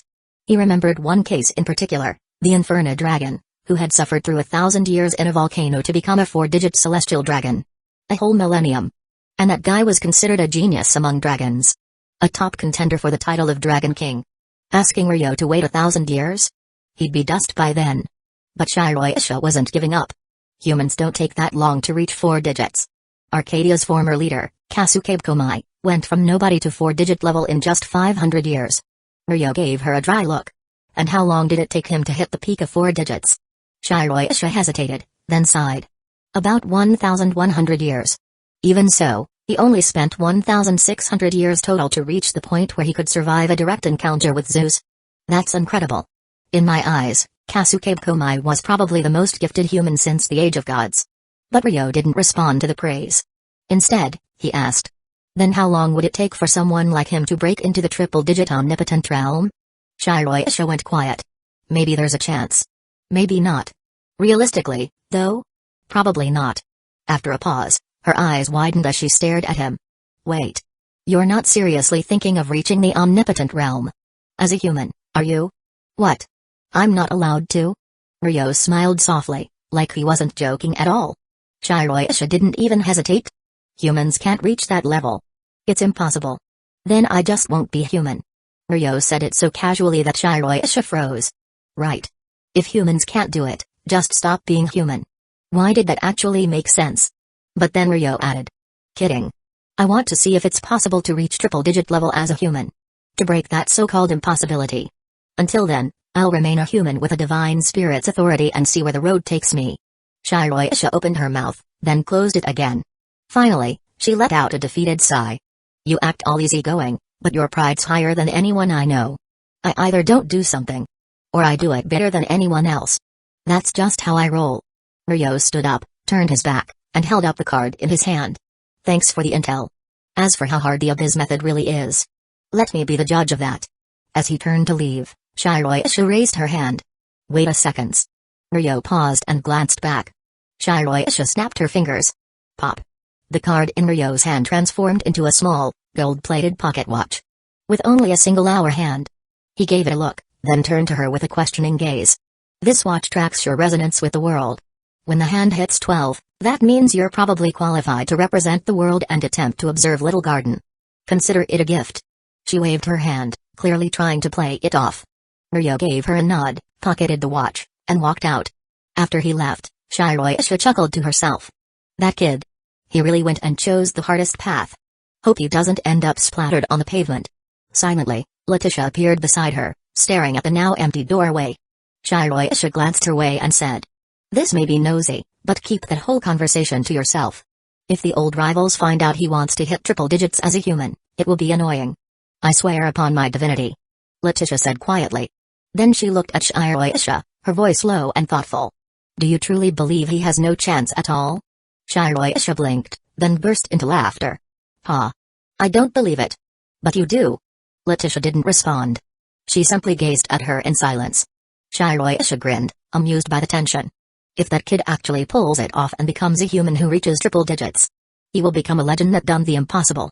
Letitia's eyes narrowed slightly. She understood what that meant. This wasn't a promise from a 4-digit god. It was a vow from the Lord of the White Knight, one of the most powerful beings in Little Garden. A 2-digit demon lord. It meant Ryo had a real shot at earning the total protection of beings at the absolute peak. "I'll take my leave, Lord of the White Knight," Letitia said, bowing respectfully. "Wow, it's been forever since anyone called me that," Shiroisha muttered, waving her hand and laughing. Elsewhere, after leaving the Thousand Eyes and returning to his own quarters, Ryo headed straight to his room. He'd made it sound easy, but he knew better. Reaching triple-digit status as a human wasn't something you could laugh off. Humans can't reach that realm. That bold line, etched into the gods' collective consciousness, probably existed for a reason. No one had ever done it before. That alone gave the idea weight. And that made it worth challenging. Ryo smiled faintly to himself. It's not like I'm walking in blind. He opened the dimensional forum and looked toward the question board. In an endless multiverse, the idea that no human could ever reach triple digits. Maybe that wasn't as absolute as it seemed. Just then, Ryo noticed something strange on the forum interface. There was a new question posted. If a human were to acquire the powers of Hollow, Shinigami, and Quincy, what kind of future would they have? Ryo's brow furrowed. That kind of question definitely wasn't normal. Chapter 13, a question from Mazen Hollow. Shinigami. Quincy. When all three appeared together in one sentence, only one world came to mind for Ryo. Bleach. One of the big three shonen manga of its era. It was the only world where those three labels referred to specific and powerful factions. A human who possessed all three. Hollow, Shinigami, and Quincy traits? Ichigo Kurosaki? The main character of Bleach? Ryo muttered, looking at the post with a puzzled expression. If a human were to acquire the powers of Hollow, Shinigami, and Quincy, what kind of future would they have? Someone was asking about Ichigo's future? The tone of the question made Ryo guess. Was it Gisukirahara? Shioi Nyoruichi? Or perhaps the mastermind himself, Aizen Sosuke? Out of the three, Aizen seemed the most likely. After all, he was the one who paid the most attention to Ichigo's potential. If it really was one of them, how should he answer without giving away too much? He recalled that Ichigo was considered a top-tier combatant in the Bleach universe, largely because of his unknown and unpredictable potential. After thinking for a moment, Ryo decided to give a vague but intriguing reply, maybe. They might possess the potential of a god. As soon as he submitted the reply, his points ticked up by 10. But Ryo ignored that for now. He was focused on what came next. He clearly remembered how quickly Kacho Shinobu replied after he answered her question before. If that was a pattern, he'd likely be getting a response from the Bleach world soon, too. So, he waited. Soul Society, Sairi Itai, 5th Division Barracks, underground chamber. Hidden door slowly creaked open beneath the barracks. The flicker of candlelight silently lit the dark chamber within. It looked like a private library. Bookshelves lined the walls, packed with texts and documents. At the center was a single, antique wooden desk. A man stepped inside, wearing the standard Shinigami uniform with a captain's hori draped over his shoulders. His tousled brown hair and the black-rimmed glasses gave him a calm, approachable look. "Momo, I don't think I've ever brought you down here before, have I?" he asked gently as he entered. This was Aizen, captain of the 5th Division in the 13th Division of Imperial Guards. Following closely behind was a girl with her hair neatly tied up, looking delicate and slightly flustered. This was Hinamori Momo, his lieutenant. "No, this is the first time, Captain Aizen," she answered softly, cheeks tinged red. She glanced around curiously. Bookshelves, ink scrolls, and calligraphy hung neatly on the walls. I didn't know there was a room like this under the barracks. Aizen pushed up his glasses with that ever-present gentle smile. This was a storage room originally. I converted it into a study after I became captain. That makes sense. Momo said thoughtfully. The captain's office upstairs is kind of small. If you have a lot of books, it'd get cramped fast. She was always aware of her captain's love for calligraphy. Whenever he wasn't handling division duties, he'd be in the study, reading or practicing brushwork. It was one of the reasons she admired him so much. To her, a man who loved books and calligraphy was the picture of charm. But Aizen didn't respond to her comment this time. "Captain? Are you feeling okay?" she asked, concerned. He didn't reply immediately. Instead, his lips curved slightly, making her heart flutter. "I'm fine," he said in that same soothing tone. "That's a relief. There's been so much going on lately. Division workload's gone up, and I heard there's been a spike in hollow appearances. Lots of injuries, too, and we're short-staffed because of it. Also, didn't I hear about an intruder in Rakongai recently? Almost broke into Syriite AI? Even Captain Jin had to get involved, but they still escaped." Momo continued chatting, unaware that the spot she was looking at, the space where her beloved captain stood, was actually empty. Even so, she smiled softly, speaking as if someone were standing right in front of her, listening attentively. Meanwhile, Aizen silently sheathed his Zanpakuto, Kyoka Suigetsu. Its power, complete hypnosis, was still active. Unless Aizen chose to break the illusion, Momo would never realize anything was amiss. He needed uninterrupted time alone. Walking calmly to his desk, Aizen picked up a document. Something that shouldn't have existed in this room. What kind of future awaits a human who inherits the powers of Hollow, Shinigami, and Quincy? Maybe they might possess the potential of a god. Aizen stared at the line of text. His glasses caught the candlelight, hiding his expression in a shimmer of reflected flame. After a pause, he murmured. "Urahara, was that you? Gisuke Urahara. The only man in Soul Society whose intellect rivaled his own? That fool, that failure who bowed to the Soul King. Was this his challenge? Did he think that boy, Ichigo Kurosaki, would be enough to stop him? But how could Urahara possibly know? He had been paying attention to Ichigo's potential long before anyone else. Long before the boy was even born." Another pause. Aizen gently placed the paper back down on the desk. So it wasn't Urahara. A faint smile formed on his lips. No one had told him the answer, but somehow he just knew. This wasn't Urahara's doing. This was someone else. Someone unknown. Someone who had not only slipped into his private chamber, but also dared to leave him a message. A third party. Looks like this decaying Soul Society just got a little more interesting. He casually picked up a brush and wrote a line beneath the mysterious message. "God is just a mask worn by humans skilled at pretending." Finishing the sentence, Aizen placed the paper back exactly where it had been. No more, no less. Then, he turned toward Momo. But just as he took a step forward, he stopped. His eyes, calm behind his glasses, shifted back to the page. There, new words were starting to appear. On their own. Chapter 14, a silent understanding black ink slowly traced across the paper, forming a single line. "Right now, are you human? Or God?" Aizen stood still before his desk, calm brown eyes silently studying the freshly written characters. After a brief pause, he lowered his head, and a faint smile curled at the corners of his lips. He picked up the brush and casually replied, "Me? Just someone pretending, that's all." Finishing the line, Aizen didn't set down the brush. Instead, he waited. Because a reply was inevitable. "Nice to meet you. I'm Ryo Yagami, Aizen Sosuke." He wrote his name beneath the previous line, then added, "Let's meet." "Sounds good." As soon as he saw the response, Aizen calmly rolled up the document and tucked it away inside his robe. Then, without hesitation, he started walking toward Hinamori Momo. As he passed her, he whispered softly, "Get some rest." Still happily chatting with thin air just moments ago, Momo let out a big yawn, her eyelids growing heavy. Within seconds, she was lying on the floor of the study, breathing gently in deep slumber.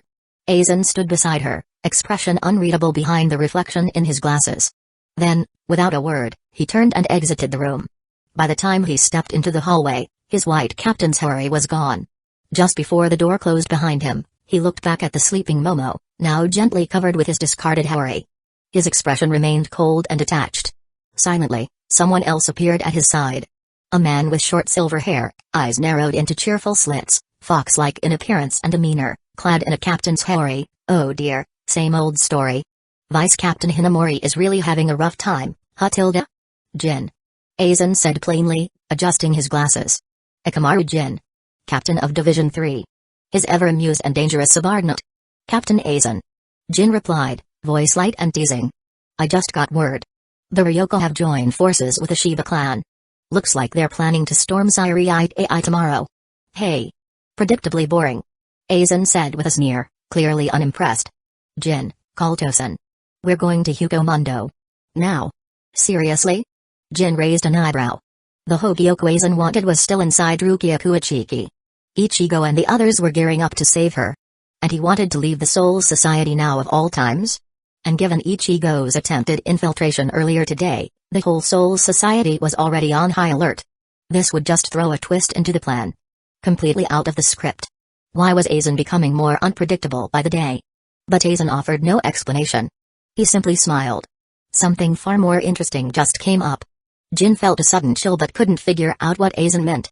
With this man, everything was always shrouded in illusions. Like his Zanpakuto, Hyoka Suigetsu. Never knowing Aizen's true thoughts, Jin simply replied. I'll call him now. Soon after, Jin returned with a tall, dark-skinned man wearing a captain's hari. His hair was tied in short dreadlocks, and his eyes were covered by a white cloth. Tosen Kaname, captain of Division 9. Another of Aizen's loyal followers. With everyone gathered, Aizen said nothing more and walked straight out of Division 5's barracks, heading for the Senkaiman Gate. The Soul Reapers patrolling the area didn't even look at them, letting them pass as if they were invisible. Like they didn't exist at all. Jin chuckled as he glanced at Aizen, whose hand hovered over the hilt of his sword. No matter how many times I see it, that ability never gets old. Complete hypnosis. A power that fully manipulates all 5 senses, rewriting perception itself. It could make someone mistake a fly for a dragon, or a swamp for solid ground. And in Aizen's hands, that terrifying ability became something even more dangerous. Something Jin knew he could never fully counter. Right now, Aizen was using it to erase their presence from everyone's awareness, allowing them to slip away into Hugo Mundo without a trace. Up ahead, Aizen adjusted his glasses again and said with a small smile, Jin, you're always focusing on the wrong things. That's why you'll never reach the heights I stand on. Jin had no comeback. The man who had always tried to see through Aizen's tricks was now at a complete loss. Beside them, Tosen remained silent. He, too, had once distrusted Aizen, just like Jin. But the more time he spent by Aizen's side, the more he came to believe in him. Now, he followed Aizen with complete conviction, convinced that together, they could tear down the rotting structure of the Soul Society and rebuild it from the ground up. The trio soon reached the gate. Under the watch of blind-eyed guards, they opened the portal to Hugo Mundo without issue. Not long after, they arrived at Las Noches, the fortress Aizen had constructed in Hugo Mundo. Without calling for any subordinates, Aizen headed straight for his private lab. Seeing this, Jin and Tosen didn't follow. They remained outside, standing like silent guardians at the door. Inside the lab, Aizen unrolled the document he'd brought and laid it flat on the work table. Picking up a brush, he wrote a single question, what are the conditions? Immediately, a reply formed below, write a question on paper. Invite me over. Aizen didn't look surprised. He simply continued, how do I extract the Hogyoku from Rukia Kuachiki's body? A moment later, a prompt appeared in his vision, invite Ryo Yagami to answer in person. A small smile tugged at his lips as he mentally selected yes. The instant he confirmed, a heavy, old-fashioned wooden door materialized out of thin air, ornate serpent-like carving slithering across its surface. Creak. The door swung open. A stylish young man stepped through, wearing a dark suit and slacks, a black fedora atop his head. His hair and eyes were equally black, his appearance sharp and elegant. He landed lightly, then removed his hat and bowed in greeting. Aizen smiled and stepped forward, offering a hand. Aizen Sosuke. The stranger placed his hat back on and shook his hand firmly. Ryo Yagami. And then, with the exact same tone, both said at once, looking forward to working together. X2 Chapter 15, The Cooperation of Aizen Sosuke and Ryo Yagami. To Ryo's surprise, everything went far more smoothly than expected. When he answered Aizen's question, he was also trying to use his elevated spiritual sense to detect the presence of the dimensional forum. Also, to figure out how to get here, Ryo posted a question on the forum, how can I travel to the world of the person asking the question? Smartly, he tagged the dimensional forum itself to answer the question. And sure enough, the forum gave him an official response. When the questioner invites the dimensional forum to answer face-to-face, a portal to the alternate world will open. Ryo wanted to meet Aizen, and there were several reasons for this. First, he figured his 5-digit level of power was more than enough to protect himself in the Bleach world. Second, he was eager to travel to another world, to observe and study it, boosting his spiritual rank in the process. Third, this was a perfect chance to test the rules for cross-world travel and build a strategy for future expeditions. Only lastly did he admit, he was a little curious about Aizen Sosuke, the infamous big bad of the Bleach universe. Truthfully, after tossing aside any preconceived notions about the Bleach world, Ryo found himself surprisingly pleased with how well he and Aizen were getting along. Compared to that useless little sister, Shinobu Kacho, Aizen was downright honest. They had a simple exchange of attitudes, hit it off immediately, and even when Aizen clearly had ulterior motives, he played along with everything Ryo suggested like a proper partner. In contrast, Shinobu was just a suspicious brat who kept trying to test him at every turn. Ryo couldn't help but think, what a waste of a cheat ability. Look at Aizen. Efficient, reliable, straight to the point. At that moment, as the last traces of the dimensional portal faded, Aizen glanced sideways at Ryo and asked, "You seem quite expressive." "Well, I am human, aren't I?" Ryo tipped his hat, grinning with that same animated expression on his face. Aizen didn't seem bothered. Instead, he pulled over a nearby chair and gestured for Ryo to sit, while he casually leaned back against the lab table. "So, there really are worlds beyond the three realms?" "Oh?" Ryo raised an eyebrow. Though he wasn't surprised Aizen had figured that out. After all, this man was the final boss standing at the pinnacle of his universe. It wasn't a huge stretch. Still, the speed with which he connected the dots was impressive. Ryo relaxed into his chair and began to explain. "Of course there are worlds beyond Bleach World. Countless worlds, actually. So many that they can't be measured. And I happen to come from one of them. A man-made divine realm called Little Garden. Bleach World, is it?" Aizen's lips curled into a faint smirk, clearly amused by the term. But what really caught his attention was Little Garden being described as a god-created realm. Little Garden? He adjusted his glasses, and behind the reflected glare, Ryo could see it. The gleam of awakened interest, like a sleeping beast stirred from slumber. With a snap of his fingers, Ryo conjured a palm-sized card into his hand. When he ascended into his current realm, the core of Little Garden had granted him a storage-type gift, the gift card. This particular card stored information. Specifically, it contained everything needed to understand the basics of Little Garden. A sort of educational tool, really. Mostly given to kids back there, but useful regardless. Rather than trying to explain everything and risk miscommunication, I figured you'd prefer raw data over pretty words. He handed Aizen the card. Aizen didn't hesitate. He took it and fell silent as he absorbed the information. 3 minutes later, his expression shifted into something unmistakable, delight. "So, Little Garden. A stage crafted by gods, huh? And here I thought I was standing at the peak. Turns out I've just been a frog at the bottom of a well." Aizen's smile was genuine. Too genuine. It was almost unsettling. But Ryo didn't care. He crossed one leg over the other and asked, casually, "So? How's that for a greeting gift?" Aizen adjusted his glasses again, lips curling. "A very generous one." Then, after a brief pause, he looked Ryo in the eye and asked, "How long can you stay here?" Ryo raised a brow, quickly fired off another question to the Dimensional Forum, and answered with visible annoyance, "One visit lasts 14 days max. I have to actually try answering a question. Whether I succeed or not doesn't matter, as long as I make an attempt. Also, after a direct invite like yours, there's a 2-month cool down before you can invite me again. Other than that, there aren't many restrictions." In other words, Aizen wouldn't be able to summon him again until 2 months after Ryo left this world. So much for sticking around long-term and pushing his observation project forward. No wonder Ryo looked irritated. 14 days wasn't nothing, but it wasn't nearly enough to influence the course of an era. The forum's limit clearly restricted his growth. With a sigh, Ryo began considering a new approach. Parallel multi-world operations. If he couldn't dive deep into one world at a time, then maybe shallow dives across several could balance things out. Slower, maybe, but at least he wouldn't lose momentum. Aizen watched him think, then calmly pulled out a magnetic card and handed it over. "This is a safe method for extracting the Hogyoku from Rukia Kachiki. Should help you out with whatever answer you plan to give." "Thanks." Ryo didn't stand on ceremony and took the card. After all, he and Aizen were now partners. An unspoken agreement between two monsters. "No need to thank me," Aizen said smoothly, flipping the info card between his fingers. "Compared to the intel you've given me, this is a minor contribution." Then he looked up, eyes cool and calculating. "So, how do I get to Little Garden?" Ryo sighed. "I figured you'd ask that. Because of course it's Aizen." Aizen Sosuke was arrogant. He didn't just think he was a god. He believed it down to his core. A god disguised as a human. This polite, gentle version of him? Just a facade. He was a human pretending to be a monkey to better connect with all the other monkeys in his world. That was Aizen's brand of arrogance. Which was why Ryo had introduced himself the way he did, I'm a human pretending to be a god. That statement meant only one thing. He and Aizen? They were the same kind. And it was that recognition that allowed them to form a fast and firm alliance. Because gods, real or fake, always take an interest in one another. And a guy like Aizen? He wouldn't be content standing alongside gods. He'd want to rule them. Compared to the Soul King of Bleach, the endless gods of Little Garden must have looked way more appealing. There were layers to this, but with his enhanced divine intellect, Ryo had already mapped them out. And used them to design the perfect approach for Aizen. So far, it was working beautifully.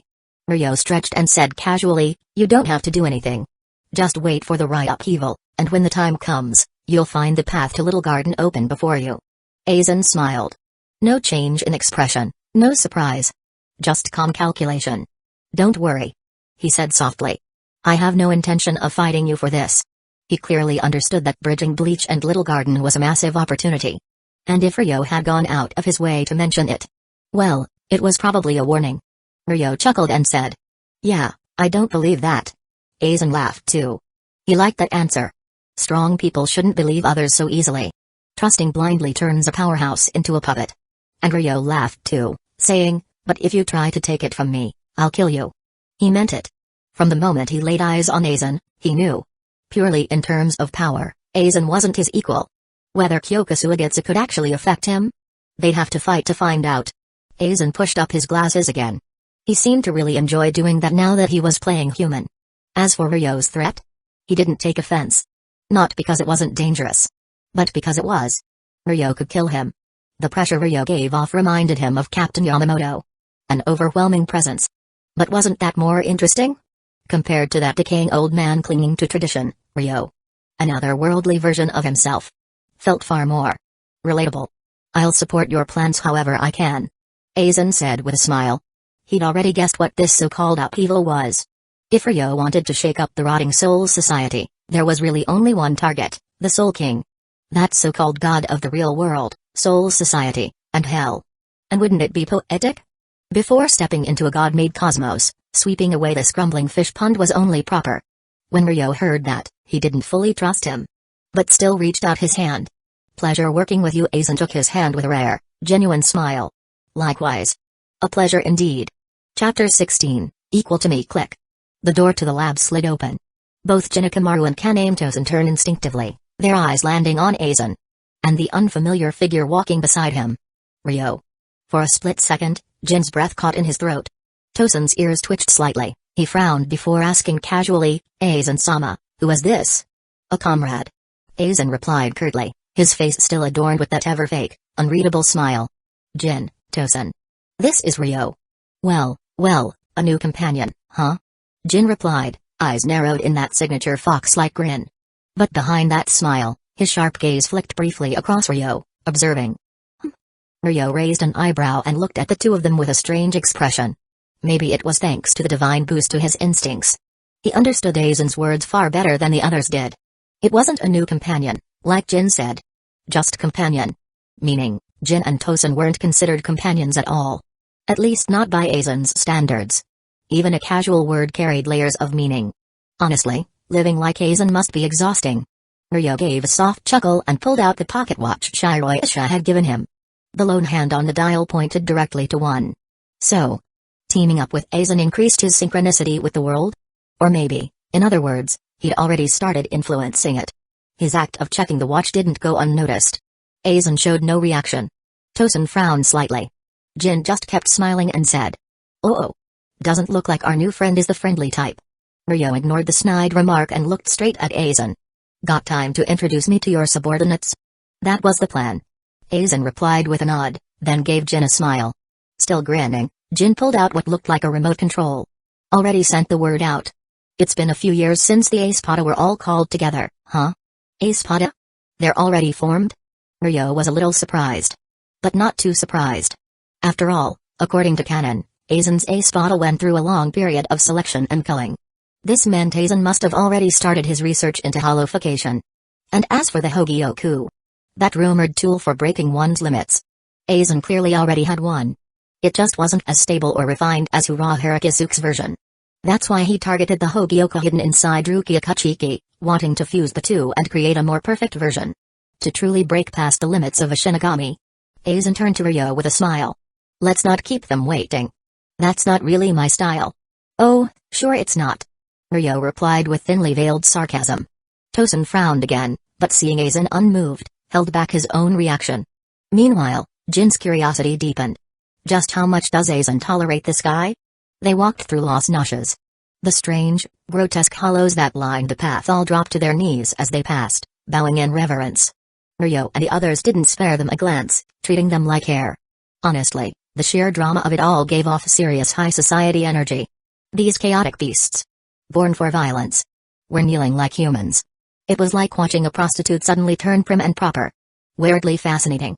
Before long, they arrived at a massive double door, slipping inside into an enormous meeting hall. There it was. A long, snow-white table with 10 seats. 10 hollows sat around it, Aizen's chosen. The Espada. Compared to the canon timeline, most of them were already in place. Their masks were a bit more pronounced though, probably because Aizen's Hogyoku still wasn't strong enough to fully erase their hollow traits. Aizen took a seat at the head of the table. Jin and Tosen stood behind him like loyal attendants. Aizen tapped his fingers lightly on the table. At the opposite end, a new chair slowly rose from the ground. White, just like the rest. All eyes shifted toward Ryo. Clearly, this seat had been prepared just for him. And the fact that it directly faced Aizen? That meant something. Equality, perhaps? A few of the Espada exchanged looks, trying to read into the implications. Aizen flashed another of his trademark smiles. Sorry the room's so plain. I hope you don't mind. Oh, please. You're full of tricks and lies. I'd be a fool to trust a word you say. Ryo didn't bother sugarcoating anything. He strolled right up to his seat and flopped down casually, meeting the gazes of the Espada head-on. Not bad. The 9 of you combined could maybe give Aizen a light workout. Silence. A heavy one. Coyote Stark. The Primera, yawned. Not his business, apparently. Baraganlusen Bairn. The Segunda, looked pissed. Barely holding it in. Tirharable. The Ters, was hard to read behind that massive chest, but she seemed composed. Alquior didn't even blink. Neutra licked his lips, murderous intent clear in his eyes. Grimjow gritted his teeth like a rabid dog sizing up a rival. The Septima? Ryo didn't even bother him. The Octava? Total freak. Staring at him with way too much interest. As for the Noveno and Dias, one had a hidden face, the other just looked grumpy. 10 Espada, and not a single one dared to move under Aizen's watchful eye. Ryo frowned. What a waste. No one's taking the bait. He wanted to make a statement, but with no one rising to challenge him, it felt like flexing in the dark. No audience, no applause. Pointless. He sighed and pulled out his pocket watch again. The hand had shifted to 2. Clearly, showing his face to the entire Espada lineup had increased his influence over the world. It made him wonder, if I killed all 10 of them, would the hand move to 3? Tempting, but nah. They hadn't done anything to him, and he wasn't in the mood for mindless slaughter. Besides, they might be more useful alive. Dead enemies are one-time loot drops. Living ones could be milked endlessly. With that thought, Ryo relaxed, a bright, harmless smile on his face like a normal, cheerful guy. But little did he know. His complete lack of spiritual pressure, like he wasn't even there, was terrifying the Espada. That sense of being on a whole different plane. They'd only felt it from one man before. Aizen. Only Aizen gave off that same dimensional gap of power. Yet Aizen paid no mind to Ryo's tension with the Espada. He leaned forward, hands folded on the table like it was a boardroom meeting. I called you here for one reason. After meeting Ryo, I'm sure you understand what that is. The Espada said nothing. Though Aizen had given them freedom to speak, none wanted to. Ryo hadn't realized it yet, but during moments of unstable emotion, his overwhelming malice leaked into the room. So thick it made even hardened hollows feel nauseous.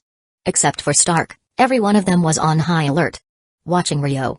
Waiting. The natural reaction of predators facing something stronger. Aizen rested his chin on his hands, calm and composed.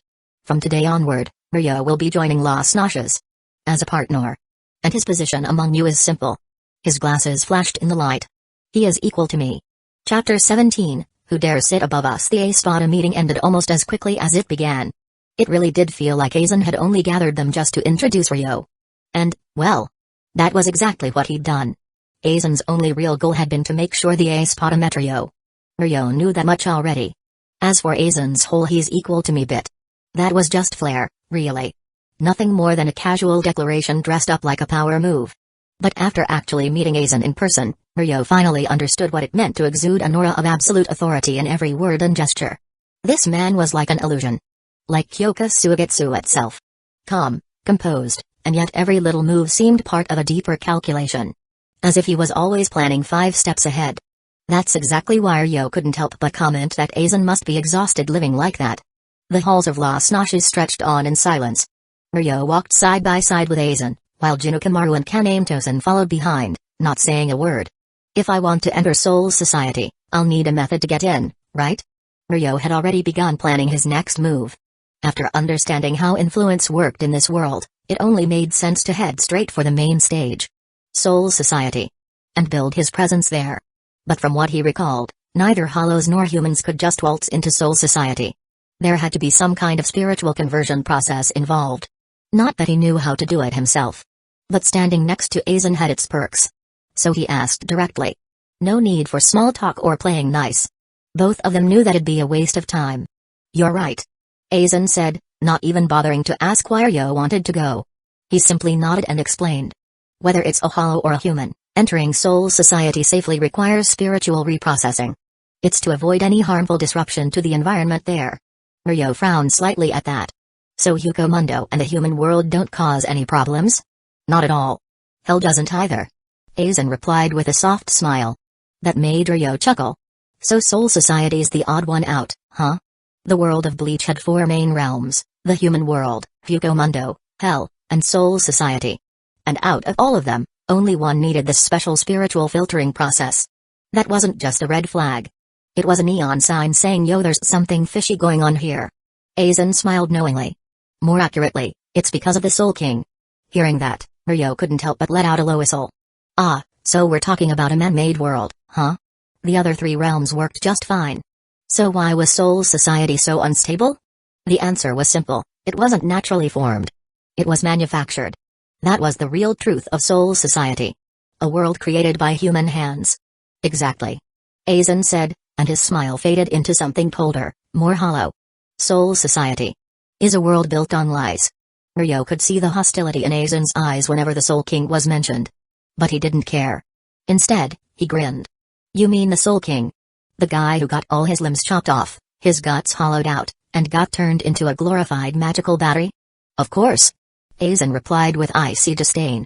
A god who has denied even the right to think for himself has no reason to exist.